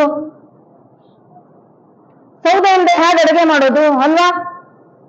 ಆಗ ಆಕೆ ಬಹಳ ಬುದ್ಧಿವಂತೆ ಇರ್ತಾಳೆ, ಆಕೆ ಶಿವಭಕ್ತೆ. ಆಕೆ ಏನ್ ಮಾಡ್ತಾರೆ ಅಂದ್ರೆ, ಆ ಅಕ್ಕಿ ಮತ್ತು ಮರಳು ಮಿಶ್ರಿತ ಅಕ್ಕಿಯನ್ನ, ಕಬ್ಬಿನ ಹಾಲನ್ನ ತೆಗೆದು ಆ ಮರಳು ಮತ್ತೆ ಅಕ್ಕಿಯ ಮಿಶ್ರಣಕ್ಕಾಕಿ ಅಕ್ಕಿಯನ್ನ ಜಾಲಿಸ್ತಾಳೆ. ಮರಳು ಮತ್ತೆ ಅಕ್ಕಿ ಬೇರ್ಪಡಿಸ್ತದೆ. ಆ ಸಿಪ್ಪೆಯನ್ನ ಬಿಸಿಲಿಗೆ ಹಾಕಿ ಅವೆರಡನ್ನ ಜಾಲಿಸುವಷ್ಟರೊಳಗೆ ಅದು ಸಿಪ್ಪೆ ಒಣಗೋಗ್ತದೆ. ತದನಂತರ ಆ ಸಿಪ್ಪೆಯನ್ನೇ ಉರುವಾಲಾಗಿಟ್ಟು ಪ್ರಸಾದವನ್ನ ತಯಾರು ಮಾಡಿ ದಾಸಿಮಯ್ಯನವರಿಗೆ ಶಿವಯೋಗ ಮಾಡೋದಕ್ಕೆಲ್ಲ ಪೂಜಾ ಪರಿಕಲ್ಪನೆಗಿಟ್ಟು ಅಣಿ ಮಾಡಿ ಪ್ರಸಾದಕ್ಕೆ ಎಡೆ ಮಾಡ್ತಾರೆ. ಆ ಎಡೆ ಮಾಡಿದಂತ ಸಂದರ್ಭದಲ್ಲಿ ಪ್ರಸಾದವನ್ನ ತಂದಿಟ್ಟು 1 ಲೋಟ ನೀರು, 1 ಸೂಜಿಯನ್ನ ತಂದಿಡ್ತಾರೆ. ದಾಸಿಮಯ್ಯನವರು ಪ್ರಸಾದವನ್ನ ತಂದಿಟ್ಟಿದ್ದಾರೆ ಸರಿ, ನೀರು ಸರಿ, ಆದ್ರೆ ಸೂಜಿ ಯಾಕೆ ಅಂತ ಕೇಳ್ತಾರೆ ಅವ್ರು. ಈ ಸೂಜಿ ಯಾಕೆ ತಂದಿಟ್ಟಿದ್ದೀರಾ ಅಂತ. ನಮ್ಮ ಶರಣ ತತ್ವದಲ್ಲಿ ಈ ಜಗತ್ತಿನಲ್ಲಿ ಎಲ್ಲವನ್ನು ಕೂಡ ಸೃಷ್ಟಿ ಮಾಡುವಂಥದ್ದಿದೆ, ಆದ್ರೆ ಭಗವಂತ ಕೊಟ್ಟಿರುವಂತದ್ದನ್ನ ಮರುಸೃಷ್ಟಿ ಮಾಡುವಂತ ವ್ಯಕ್ತಿ ಯಾರೂ ಇಲ್ಲ. ಆದ್ರೆ ಜಗತ್ತಿನಲ್ಲಿ ಏನೇನೋ ಕಂಡಿಡ್ದಿದ್ದಾರೆ. ಆದ್ರೆ ಒಂದು ಅಗಲ ಅಕ್ಕಿಯನ್ನ ಯಾವ ವ್ಯಕ್ತಿ ಕೂಡ, ಯಾವ ವಿಜ್ಞಾನಿ ಕೂಡ ಮಾಡಲಾರ. ಅದಕ್ಕೋಸ್ಕರವಾಗಿ ಒಂದು ಅಗಲ ಅಕ್ಕಿಯೂ ಕೂಡ ಪ್ರಸಾದವಾಗಿ ಸ್ವೀಕಾರ ಮಾಡಬೇಕು, ವೇಸ್ಟ್ ಮಾಡಬಾರ್ದು ಅನ್ನುವಂಥ ಉದ್ದೇಶದಿಂದ ಆ ತಾಯಿ ಸೂಜಿಯನ್ನ ಇಟ್ಟಿದ್ದೀನಿ. ಅಕಸ್ಮಾತ್ ನೀವು ಪ್ರಸಾದ ಮಾಡುವಂತ ಸಂದರ್ಭದಲ್ಲಿ ಏನಾದ್ರೂ ಒಂದು ಅಗಲು ಕೆಳಗಿದ್ರೆ ಆ ಸೂಜಿಯಲ್ಲಿ ಅದ್ದಿ ಆ ನೀರಲ್ಲಿ ತೊಳ್ಕೊಂಡು ಅದನ್ನು ಸ್ವೀಕಾರ ಮಾಡಬೇಕು. ಎಂತ ದಾಸೋಹಂ ಭಾವ, ಎಂತ ಸೂಕ್ಷ್ಮಮತಿಯಾಗಿದ್ರು ಅನ್ನುವಂಥದ್ದು. ಅಷ್ಟೊಂದು ಸೂಕ್ಷ್ಮಮತಿಯಾಗಿ, ತೀಕ್ಷ್ಣಮತಿಯಾಗಿ ಬದುಕನ್ನ, ಜೀವನವನ್ನ ಯಾವುದಕ್ಕೂ ಕೂಡ ಅಂಟಿಸ್ಕೊಳ್ಳಾರದೆ, ಆ ಭವಬಂಧನಕ್ಕೆ ಒಳಗಾಗಲಾರದೆ ಅವರು ಇಷ್ಟು ಚೆನ್ನಾಗಿ ಆರೋಗ್ಯಕರವಾಗಿರ್ತಕ್ಕಂಥ ಜೀವನವನ್ನ ನಡೆಸಿದ್ರು. ಒಂದ್ ಕಡೆ ದಾಸಿಮಯ್ಯರು ಹೇಳ್ತಾರೆ, ನಾನು ಆ ದುಗ್ಗಳೆಯನ್ನ ತಂದು ತನ್ನ ತಂದೆ ತಾಯಿಗಳನ್ನ ಮರೆಸೋಷ್ಟು ಪ್ರೀತಿಯಿಂದ ನನ್ನನ್ನ ಸಾಕಿದ್ಲು ಆಕೆ. ನನ್ನನ್ನ ಅಷ್ಟೊಂದು ಸುಂದರವಾಗಿರುವಂತಹ ಬದುಕಿಗೆ, ನನ್ನ ಆಧ್ಯಾತ್ಮಿಕ ಬದುಕಿಗೆ ನೊಗವಾಗಿ ಆಕೆ ನನ್ನ ಜೊತೆಗೆ ಬಂದ್ರು. ಅದಕ್ಕೋಸ್ಕರವಾಗಿ ಆ ಬದುಕಿನಲ್ಲಿ, ಜೀವನದಲ್ಲಿ ಆದರ್ಶಮಯವಾಗಿರುವಂತಹ, ಆನಂದಮಯವಾಗಿರುವಂತಹ ಲಿಂಗಾನುಭವವನ್ನ ಕಾಣೋದಕ್ಕೆ ಸಾಧ್ಯ ಆಯ್ತು ಅನ್ನುವಂತ ಮಾತನ್ನ ಹೇಳ್ತಾರೆ ಅನ್ನುವಂಥದ್ದು. ಅದಕ್ಕೋಸ್ಕರವಾಗಿ ಅಂತ ಲಿಂಗಾನುಭವವನ್ನ, ಶಿವಾನುಭವವನ್ನ ಅನುಭವಿಸ್ಬೇಕಪ್ಪ ಅಂದ್ರೆ ನಾವು ಏನ್ ಮಾಡ್ಬೇಕು ನಮ್ಮ ಬದುಕಿನಲ್ಲಿ ಅಂದ್ರೆ ಆಧ್ಯಾತ್ಮಿಕತೆಗೆ ನಾವು ಒಳಗಾಗ್ಬೇಕಾಗ್ತದೆ. ಅಂತ ಭವಬಂಧನದಿಂದ ಮುಕ್ತರಾಗಬೇಕಾದ್ರೆ ನಾವು ಆ ಶಿವಯೋಗ ಸಾಧನೆಯನ್ನ ಮಾಡ್ತಾ ನಮ್ಮ ಬದುಕು, ಜೀವನವನ್ನ ಸಾರ್ಥಕ ಮಾಡ್ಕೋಬೇಕು.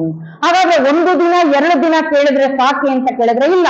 ಪ್ರತಿ ನಿತ್ಯವೂ ಕೂಡ, ಪ್ರತಿ ವಾರ, ಪ್ರತಿ ತಿಂಗಳು, ಪ್ರತಿ ವರ್ಷವೂ ಕೂಡ ಇದು ಆಗಾಗ ಆಧ್ಯಾತ್ಮಿಕ ಅನ್ನುವಂಥದ್ದು ನಮಗೆ ತಲೆಗೆ ಬಡಿಬೇಕು ಅನ್ನುವಂಥದ್ದು. ಒಂದು ಉದಾಹರಣೆ ಕೊಡ್ತಾರೆ. ಪ್ರತಿನಿತ್ಯವೂ ಕೂಡ ಹೇಗೆ ನಾವು ತಲೆ ಬಾಚ್ಕೊಳ್ತೀವೋ ಹಾಗೆ ಪ್ರತಿನಿತ್ಯವೂ ಕೂಡ ಶರಣಾಮೃತ ಅನ್ನುವಂಥದ್ದು, ಆ ಶಿವಯೋಗ ಸಾಧನೆಯ ಆ ಸಿದ್ಧಿ ಅನ್ನುವಂಥದ್ದು, ಆಧ್ಯಾತ್ಮಿಕತೆ ಅನ್ನುವಂಥದ್ದು ಪ್ರತಿನಿತ್ಯವೂ ಕೂಡ ಬೇಕು ಅನ್ನುವಂಥದ್ದು. ನಾವು ನೋಡಿ, ದಿನ ತಲೆ ಬಾಚ್ಕೊಳ್ಳುವಂಥವ್ರು 8 ದಿನ, 1 ವಾರ ತಲೆ ಬಾಚ್ಕೊಂಡಿದ್ರೆ ನಮ್ಮನ್ನ ಇನ್ನೇನೋ ಅರ್ಥ ಮಾಡ್ಕೊಂಡ್ಬಿಡ್ತಾರೆ ಅಲ್ವಾ? ಆ ಬದುಕನ್ನ ನಾವೇ ವಿಕಾರವಾಗಿ ಕಾಣೋದಂಗಿಲ್ಲ, ನಮ್ಮ ಬದುಕೇ ವಿಕಾರ ಆಗಿದೆ ಅಂತೇಳಿ ಭಾವಿಸ್ಬಿಡ್ತಾರೆ. ಅಂತ ವಿಕಾರವಾಗಿರ್ತಕ್ಕಂಥದ್ದನ್ನ ಮಾಡ್ಕೊಳ್ಳೋರು ಯಾರು ಮಾಡ್ತಾರ? ಇಲ್ಲ. ಅದೆಲ್ಲವೂ ಕೂಡ ನಾವೇ ಹೇಗೆ ಮಾಡ್ಕೊಳ್ತೀವೋ ಹಾಗೆ ನಮ್ಮ ಬದುಕು, ಜೀವನವನ್ನ ಸುಂದರಮಯವಾಗಿ ಮಾಡ್ಕೊಳ್ಳುವಂಥದ್ದು, ಭಾವಬಂಧನದಿಂದ ಹೊರಗೆ ಬರುವಂತ ಮಾರ್ಗವನ್ನು ಕೂಡ ಶರಣರು ತೋರಿಸ್ಕೊಡ್ತಾರೆ ಅನ್ನುವಂಥದ್ದು. ಅದರಿಂದ ನಾವು ಹೊರಗೆ ಬರೋದಕ್ಕೆ ಸಾಧ್ಯ ಇದೆ. ನಾವು ಅದರಿಂದ ಪಾರಾಗ್ಬೇಕು ಅನ್ನೋದಾದ್ರೆ ಆ ಪರಮಾತ್ಮನ ಶಿವನೊಲುಮೆಗೆ ನಾವು ಒಳಗಾಗಿ ಆ ಭವಬಂಧನದಿಂದ ನಾವು ಮುಕ್ತಿಯನ್ನ ಪಡಿಬೇಕಾಗ್ತದೆ. ಅದಕ್ಕೆ ಶಿವನೊಲುಮೆ ಆಗಬೇಕಪ್ಪ ಅಂದ್ರೆ ಏನ್ ಮಾಡ್ಬೇಕು ಅಂತ ಅನ್ನುವಂಥದ್ದು ಅಕ್ಕ ಯಾವ ರೀತಿಯಾಗಿ ಪೂಜೆಯನ್ನು ಮಾಡಬೇಕು, ಯಾವುದರಿಂದ ಪೂಜೆ ಮಾಡ್ಬೇಕು ಅಂತೇಳಿ ಬಹಳ ಚೆನ್ನಾಗಿ ಹೇಳ್ತಾರೆ. ತೊನು ಕರಗದವರಲ್ಲಿ ಮಜ್ಜನವನೊಲ್ಲೆನಯ್ಯ ನೀನು, ಮನಕರಗದವರಲ್ಲಿ ಪುಷ್ಪವನೊಲ್ಲೆನಯ್ಯ ನೀನು, ಅದುಳಿಗರಲ್ಲದವರಲ್ಲಿ ಗಂಧಾಕ್ಷತೆಯನೊಲ್ಲೆನಯ್ಯ ನೀನು, ಭಾವಶುದ್ಧವಿಲ್ಲದವರಲ್ಲಿ ಧೂಪವನೊಲ್ಲೆನಯ್ಯ ನೀನು, ಅರಿವು ಕಂಡರೆಯದವರಲ್ಲಿ ಆರತಿಯನೊಲ್ಲೆನಯ್ಯ ನೀನು, ತ್ರಿಕರ್ಣ ಶುದ್ಧವಿಲ್ಲದವರಲ್ಲಿ ತಾಂಬೂಲವನೊಲ್ಲೆಯ್ಯ ನೀನು, ಪರಿಣಾಮಗಳಲ್ಲದವರಲ್ಲಿ ನೈವೇದ್ಯವನೊಲ್ಲೆಯ್ಯ ನೀನು, ಹೃದಯ ಕಮಲ ಶುದ್ಧವಿಲ್ಲದವರಲ್ಲಿ ಇರಲೊಲ್ಲೆಯ್ಯ ನೀನು. ಎಷ್ಟೊಂದು ಸ್ಪಷ್ಟೀಕರಣ ಕೊಡ್ತಾರೆ. ಎನ್ನಲ್ಲಿ ಏನುಂಟೆಂದು ಎನ್ನ ಕರಸ್ಥಲದಲ್ಲಿ ಇಂಗುಗೊಂಡು ಹೇಳ ಚನ್ನ ಮಲ್ಲಿಕಾರ್ಜುನ ಅನ್ನೋದು. ಹಾಗೆ ನಾವು ಹಲವಾರು ರೀತಿಯಾಗಿರುವಂತಹ ಪರಿಕರಗಳನ್ನಿಟ್ಟು ಪೂಜೆಯನ್ನ ಮಾಡ್ತೀವಿ. ನಮ್ಮ ಆತ್ಮತೃಪ್ತಿಗೋಸ್ಕರವಾಗಿ, ನಮ್ಮ ಮನಸ್ಸಿಗೆ ಸಂತೋಷ ಆಗೋ ಹಾಗೆ ಹಲವಾರು ರೀತಿಯಾಗಿರುವಂತಹ ಪರಿಕರಗಳನ್ನಿಟ್ಟು ಪೂಜೆಯನ್ನ ಮಾಡ್ತೀವಿ, ನಮಗೆ ಸಂತೋಷ ಆಗಿ, ನಮಗೆ ಆನಂದ ಆಗೋ ಹಾಗೆ. ಆದ್ರೆ ಎಂಥ ಪರಿಕರಗಳನ್ನಿಟ್ಕೊಂಡು ಪೂಜೆ ಮಾಡಬೇಕು, ಎಂಥ ಮನಸ್ಥಿತಿಯನ್ನು ಹೊಂದಿ ಅವೆಲ್ಲವನ್ನು ಕೂಡ ಆ ಲಿಂಗನಿಗೆ ಅರ್ಪಿಸ್ಬೇಕು ಅನ್ನುವಂಥದ್ದು. ಅವನ್ನ ಅರ್ಪಿಸಿದ್ರೆ ಮಾತ್ರ ಆ ಶಿವನೊಲುಮೆ, ಆ ಪರಮಾತ್ಮನ ಒಲಮೆ ನಮಗೆ ಆಗ್ತದೆ ಅನ್ನುವಂಥದ್ದನ್ನ ಅಕ್ಕ ಬಹಳ ಚೆನ್ನಾಗಿ ಹೇಳ್ತಾರೆ. ತನು ಕರಗದವರಲ್ಲಿ ಮಜ್ಜನವನೊಲ್ಲೆಯ್ಯ ನೀನು. ನಮ್ಮ ತನು, ಮನ, ಭಾವವನ್ನೆಲ್ಲವೂ ಕೂಡ ಭಗವಂತನಿಗಾಗಿ ಸಮರ್ಪಣೆಯನ್ನ ಮಾಡಬೇಕು. ಅಂತ ಸಂದರ್ಭದಲ್ಲಿ ನಾನು ಮಜ್ಜನ ಕೆರೆದ್ರೆ ಅದು ಅಮೃತಧಾರೆ ಆಗ್ತದೆ. ಈ ಕಡೆ ಹೇಳ್ತಾರೆ ನೋಡಿ, ಕೋಪಿ ಮಜ್ಜನ ಕೆರೆದರೆ ರಕ್ತಧಾರೆ ಅಂತ ಹೇಳಿದ್ರು ಶರಣರು. ಅದಕ್ಕೋಸ್ಕರವಾಗಿ ಅಂತ ನಿಷ್ಕಲ್ಮಶವಾಗಿರುವಂತ ಮನಸ್ಸನ್ನ, ಈ ತನುವನ್ನ, ಶರೀರವನ್ನ ಹೊಂದಿ ಆ ಪ್ರಸಾದ ಕಾಯವನ್ನಾಗಿ ಮಾಡಿಕೊಂಡು ಲಿಂಗ ಮಜ್ಜನವನ್ನ ಮಾಡಬೇಕು. ಮನಸ್ಸನ್ನ ಕರಗಿಸ್ಬೇಕು. ಎಷ್ಟೋ ಒಂದ್ ಕಡೆ ಎಂತ ಒಂದು ಸಂದರ್ಭ ಬಂದಾಗ ನಾವು ಉಂಗುತನವನ್ನ ಮಾಡ್ತೀವಿ ಅನ್ನುವಂಥದ್ದು ಮಾಡ್ಬೇಕು. ಮನುಷ್ಯನಿಗೆ ಆಟ, ಛಲ, ಗುರಿ ಇರ್ಬೇಕು. ನಾನು ಆಗಾಗ ಮಕ್ಕಳಿಗೆ ಹೇಳ್ತಾ ಇರ್ತೀನಿ, ತಂದೆ ತಾಯಿಗಳು ಅನ್ನ, ಅರಿವೆ, ಆಶ್ರಯವನ್ನ ಕೊಟ್ಟಿರ್ತಾರೆ. ಅದ್ರ ಜೊತೆ ನಮ್ಮ ಬದುಕಿನಲ್ಲಿ ಹಠ, ಛಲ, ಗುರಿ ಇರಬೇಕು. ಆದ್ರೆ ಹಠ ಇರಬೇಕು. ಹೇಗಿರ್ಬೇಕು ಅಂದ್ರೆ ಆರೋಗ್ಯಕರವಾಗಿರ್ಬೇಕು. ನನ್ನ ಬದುಕಿಗೆ, ಜೀವನಕ್ಕೆ ಬರುವಂತ ಹಲವಾರು ರೀತಿಯಾಗಿರ್ತಕ್ಕಂಥ ಸಮಸ್ಯೆಗಳನ್ನ ಎದುರಿಸಬೇಕಾದ್ರೆ ನಾನು ಆ ಹಠವನ್ನ, ಛಲವನ್ನ, ಪ್ರಯೋಗವನ್ನ ಮಾಡಬೇಕು ಅನ್ನುವಂಥದ್ದು. ಆ ನಿಟ್ಟಿನಲ್ಲಿ ಮನಸ್ಸನ್ನ ಕರಗಿಸ್ಕೋಬೇಕು, ಪರಿವರ್ತನೆ ಆಗಬೇಕು, ಬದಲಾಗಬೇಕು ಅನ್ನುವಂಥದ್ದು. ಅಂತ ಮನಸ್ಸನ್ನ ಒಂದ್ ಕಡೆ ಎಂಥ ಪುಷ್ಪವನ್ನ ಭಗವಂತನಿಗೆ ಅರ್ಪಿಸ್ಬೇಕು ಅಂದ್ರೆ, ನಾವು ಎಷ್ಟೋ ಸಲ ಬಿಲ್ಪತ್ರೆಯನ್ನ ತರ್ತೀವಿ, ಹೂಗಳನ್ನ ತರ್ತೀವಿ, ಅಥವಾ ಇಲ್ಲದೇ ಇರುವಂತ ಸಂದರ್ಭದಲ್ಲಿ ಎಷ್ಟೋ ಸಲ ಪೂಜೆ ಮಾಡ್ಕೊಂಡ್ರೆ ಕೆಲವರಿಗೆ ಸಮಾಧಾನವೇ ಆಗಲ್ಲ. ಅಯ್ಯೋ, ನಾನು ದಿನ ಬಿಲ್ಪತ್ರೆಯಲ್ಲೇ ಪೂಜೆ ಮಾಡ್ಕೊಳ್ತಾ ಇದ್ದೆ, ಇಂಥದೇ ಪತ್ರೆ ಪುಷ್ಪಗಳಿಂದ ಪೂಜೆ ಮಾಡ್ಕೊಳ್ತಾ ಇದ್ದೇನೆ, ಇವತ್ತು ನಾನು ಪೂಜೆ ಮಾಡ್ಕೊಂಡು ಸಮಾಧಾನವೇ ಆಗಿಲ್ಲ ಅಂತೀವಿ ಅಲ್ವಾ. ಆದ್ರೆ ಅಕ್ಕ ಹೇಳ್ತಾರೆ, ಹೂವಿಲ್ಲ ಅಂದ್ರೆ ಚಿಂತೆ ಇಲ್ಲ, ಹೂವಿನಂತ ಮನಸ್ಸಿಟ್ಟು ಪೂಜೆ ಮಾಡ್ಬೇಕು. ಆ ಮನಸ್ಸು ಪರಿಶುದ್ಧವಾಗಿತ್ತು ಅಂತ ಅಂದ್ರೆ ಆ ಬಾಡಿ ಹೋಗುವಂತ ಪುಷ್ಪದ ಅವಶ್ಯಕತೆ ಇಲ್ಲ ಅನ್ನುವಂತ ಮಾತನ್ನ ಹೇಳ್ತಾರೆ ಎನ್ನುವಂಥದ್ದು. ಆದ್ರೆ ನಾನು ಸದ್ಗುಣಗಳಿಂದ ಆ ಸುಗಂಧ ಭರಿತವಾಗಿರುವಂತ ಶ್ರೀಗಂಧವನ್ನ ಹೇಗೆ ಭಗವಂತನಿಗೆ ಲೇಪವನ್ನು ಮಾಡ್ತೀವೋ ಹಾಗೆ ಮಧುಲಿಗನಾಗಿ ಒಳ್ಳೆಯವನಾಗಿ ನಾನು ಆ ಶ್ರೀಗಂಧವನ್ನ ಇಡಬೇಕು. ನನ್ನ ಭಾವ ಶುದ್ಧಿಯಾಗಿರ್ಬೇಕು, ನನ್ನ ಮನಸ್ಸು ಒಳಗೆ ಶುದ್ಧಿಯಾಗಿರ್ಬೇಕು ಅನ್ನುವಂಥದ್ದು. ಅಂತ ಶುದ್ಧೀಕರಣಕ್ಕೆ ಒಳಗಾಗಿ ಭಗವಂತನಿಗೆ ಆ ಧೂಪ ದೀಪಗಳನ್ನು ನೈವೇದ್ಯ ಮಾಡಿದ್ರೆ ಅದು ಸಮರ್ಪಣೆ ಆಗ್ತದೆ ಅನ್ನುವಂತ ಮಾತನ್ನು ಹೇಳ್ತಾರೆ. ಒಂದ್ ಕಡೆ ಸತ್ಯಕ್ಕೆ ಹೇಳ್ತಾರೆ ನೋಡಿ, ಪೂಜೆ ಅಂದ್ರೆ ಹೇಗಿರಬೇಕು ಅನ್ನುವಂಥದ್ದನ್ನ ತಾಯಿ ಯಾವ ರೀತಿ ನಾವು ಅರ್ಚನೆಯನ್ನು ಮಾಡಬೇಕು ಅಂತ ಹೇಳ್ತಾರೆ. ಅರ್ಚನೆ ಪೂಜನೆ ನೇಮವಲ್ಲ, ಧೂಪ ದೀಪಾರತಿ ನೇಮವಲ್ಲ. ಹಾಗಾದ್ರೆ ಯಾವ ನೇಮ? ಪರಧನ ಪರಸ್ತ್ರೀ ಪರದೈವಗಳಿಗೆ ಎರಡದಿಕ್ಕದೇ ನೇಮ, ಇವು ಕಾಣಿರಣ್ಣ ನಿತ್ಯ ನೇಮ ಅಂತ ಎಷ್ಟೊಂದು ಆ ಆಧ್ಯಾತ್ಮಿಕತೆಯನ್ನ ಅವರು ದೃಢಪಡಿಸ್ಕೊಂಡಿದ್ರು ಅನ್ನೋದು, ಎಷ್ಟೊಂದು ಗಟ್ಟಿತನ ಅವರಲ್ಲಿ. ಒಬ್ಬ 12ನೇ ಶತಮಾನದ ಇವತ್ತು ಏನಾದ್ರೂ ಒಂದೊಂದು ಧರ್ಮಸಭೆಗಳಲ್ಲಿ ಯಾರಾದ್ರೂ ಮಹಿಳೆಯರು ಮಾತಾಡಿದ್ರೆ ಎಷ್ಟೋ ಜನ ಖಂಡಿಸುವಂಥದ್ದು ಇವತ್ತು ಕೂಡ ನೋಡ್ತೀವಿ. ಆದ್ರೆ ಬಸವಾದಿ ಶಿವಶರಣರು ಆ ಶರಣರಿಗೆ ಎಷ್ಟೊಂದು ಸ್ವಾತಂತ್ರ್ಯವನ್ನ ಕೊಟ್ಟಿದ್ರು, ಆತ್ಮವಿಶ್ವಾಸವನ್ನ ಕೊಟ್ಟಿದ್ರು ಅನ್ನುವಂಥದ್ದನ್ನ, ಬದುಕಿನಲ್ಲಿ ಯಾವ ರೀತಿಯಾಗಿ ಆಧ್ಯಾತ್ಮಿಕತೆಯನ್ನ ಕರಗತ ಮಾಡಿಕೊಂಡಿದ್ರು ಅನ್ನುವಂಥದ್ದನ್ನ, ಆಧ್ಯಾತ್ಮಿಕತೆ ಎನ್ನುವಂಥದ್ದು ಎಷ್ಟೊಂದು ಸದೃಢವಾಗಿದೆ ಎನ್ನುವಂಥದ್ದು. ಆ ರೀತಿಯಾಗಿರುವಂತ ಪೂಜೆಗಳನ್ನ ಮಾಡಬೇಕು. ಹಾಗೆ ನಾವು ಕಣ್ಣಿಗೆ ಕಾಣುವಂತ ಈ ಕಣ್ಣಿನನ್ನ ತೆರೆದು ಪೂಜೆ ಮಾಡೋದಲ್ಲ, ಆ ನನ್ನ ಅರಿವೇನುವಂತ ಕಣ್ಣಿನಿಂದ ನಾನು ಆ ಭಗವಂತನನ್ನು ನೋಡಿ ಆ ಪೂಜೆ ಮಾಡಬೇಕು. ಆ ಈ ಕಣ್ಣಿನಿಂದ ಮಾಡೋ ಪೂಜೆಯೇ ಬೇರೆ, ಅರಿವು ಆಚಾರ ಅನುಭವ ಅನ್ನುವಂತ ಆ ಆರತಿಯನ್ನ ಮಾಡಬೇಕು ಅನ್ನುವಂಥದ್ದು. ಹಾಗೆ ತ್ರಿಮಲಗಳಿಂದ ನಾನು ಶುದ್ಧೀಕರಣವನ್ನ ಹೊಂದಿ ತಾಂಬೂಲವನ್ನ ನೈವೇದ್ಯ ಮಾಡಬೇಕು ಅನ್ನುವಂಥದ್ದು. ನಾವು ಇಷ್ಟಲಿಂಗ ಪ್ರಾಣಲಿಂಗ ಭಾವಲಿಂಗಕ್ಕೆ ಹೇಗೆ ಆ ಪ್ರಸಾದವನ್ನ ನೈವೇದ್ಯವನ್ನ ಮಾಡ್ತೀವೋ ಹಾಗೆ ನಮ್ಮ ಬದುಕಿನಲ್ಲಿ ಜೀವನದಲ್ಲಿ ಹಲವಾರು ರೀತಿಯಾಗಿರ್ತಕ್ಕಂಥ ತ್ರಿಮಲಗಳನ್ನ, ಅಣುವಮಲ ಮಾಯಾಮಲ ಕಾರ್ಮಿಕ ಮಾತ್ರಗಳನ್ನ ಕಳ್ಕೊಂಡ್ಬಿಟ್ಟು ತನು ಮನ ಭಾವವಾಗಿ ಶುದ್ಧಿಯಾಗಿದ್ದು ಅವಾಗ ನಾವು ತಾಂಬೂಲವನ್ನ ಅರ್ಪಿಸ್ಬೇಕು, ಪ್ರಸಾದವನ್ನ ನೈವೇದ್ಯವನ್ನ ಮಾಡಬೇಕು ಅನ್ನುವಂಥದ್ದು. ಇಂತಹ ಪರಿಣಾಮವಾಗಿರತಕ್ಕಂಥ ಪೂಜೆಯನ್ನ ಮಾಡಿದ್ರೆ, ನೈವೇದ್ಯವನ್ನ ಮಾಡಿದ್ರೆ ಅದು ಸಾರ್ಥಕ ಆಗ್ತದೆ ಅನ್ನುವಂತ ಮಾತು ಹೇಳ್ತಾರೆ. ಹಾಗೆ ನಮ್ಮ ಹೃದಯ ಕಮಲ ಶುದ್ಧ ಆಗಿರಬೇಕು ಅನ್ನುವಂಥದ್ದು. ಹಿಂದೆ ಹೇಳ್ತಿದ್ರು ನೋಡಿ, ಮನಸ್ಸು ಶುದ್ಧ ಇತ್ತು ಅಂದ್ರೆ ಭಗವಂತ ನಿನಗವ್ರ ಮನದಲ್ಲೇ ಇರ್ತಾನೆ ಅಂತಿದ್ರು. ಅವರಿಗೆ ಬಸವಣ್ಣನ ತತ್ವ ವಿಚಾರ ಏನೋ ಗೊತ್ತಿರ್ತಿದ್ದಿಲ್ಲ. ನಿಂತ್ರೆ ಬಸವ ಅಂತಿದ್ರು, ಕುಂತ್ರೆ ಬಸವ ಅಂತಿದ್ರು. ಅವ್ರು ಎಲ್ಲಾರು ಹೋಗ್ತೀವಿ ಆ ಕ್ಷೇತ್ರಕ್ಕೆ ಈ ಕ್ಷೇತ್ರಕ್ಕೆ ಅಂದ್ರೆ ಏನ್ ಹೇಳ್ತಾ ಇದ್ರಪ್ಪ ಅಂದ್ರೆ, ಅಲ್ಲಿ ಇಲ್ಲಿ ದೇವ್ರನ್ನ ಹುಡ್ಕಕ್ ಹೋಗ್ತೀಯಾ, ಮನದಲ್ಲೇ ಇದ್ದಾನೆ ದೇವ್ರು ಅಂತಿದ್ರು. ಅವ್ರಿಗೆ ಆ ಕಲ್ಪನೆಯೇ ಇಲ್ಲ ಭಗವಂತ ಇಲ್ಲೇ ಇದ್ದಾನೆ ಅನ್ನುವಂತ ಭಾವ. ಅಂತ ಹಿರಿಕರು ನಮ್ಮೊಟ್ಟಿಗೆ ಅನುಭವಿಗಳಿದ್ದಂತ ಸಂದರ್ಭದಲ್ಲಿ ಅವರು ಹೇಳುವಂತ ಅನುಭವದ ಜ್ಞಾನವನ್ನ ಅನುಭವವನ್ನ ಪ್ರೀತಿಯಿಂದ ಸ್ವೀಕಾರ ಮಾಡುವಂತ ವಿಶಾಲವಾಗಿರುವಂತ ಮನಸ್ಸನ್ನ ಹೊಂದಿರಬೇಕು. ನಮ್ಮ ಬದುಕಿನಲ್ಲಿ ಜೀವನದಲ್ಲಿ ಎಂಥದ್ದೇ ಸಂದರ್ಭ ಬಂದ್ರೂ ಕೂಡ ಇತರರಿಗೆ ನೋವನ್ನ ಕೊಡಲಾರದೆ, ಇತರರಿಗೆ ದುಃಖವನ್ನ ಕೊಡಲಾರದೆ, ಆದ್ರೆ ಏನು ಮಾಡಕ್ಕಾಗ್ಲಿದ್ರೆ ಚಿಂತಿಲ್ಲ, ಇತರರಿಗೆ ಸಂತೋಷವನ್ನ ನೆಮ್ಮದಿಯನ್ನ ಕೊಡೋದಕ್ಕೆ ನಮ್ಗೆ ಎಲ್ಲಾ ರೀತಿಯಾಗಿರ್ತಕ್ಕಂಥ ಅವಕಾಶಗಳಿದೆ ಅಂತ ಪರಿಶುದ್ಧವಾಗಿರ್ತಕ್ಕಂಥ ನಿರ್ಮಲವಾಗಿರುವಂತ ಹೃದಯವನ್ನ ಹೊಂದಿ ನೀನು ಪೂಜೆಯನ್ನ ಮಾಡಿದ್ರೆ ಮಾತ್ರ ಭಗವಂತ ನಿನ್ನ ಹೃದಯ ಕಮಲದಲ್ಲಿ ವಾಸವಾಗಿರ್ತಾನೆ ಅನ್ನುವಂಥದ್ದು.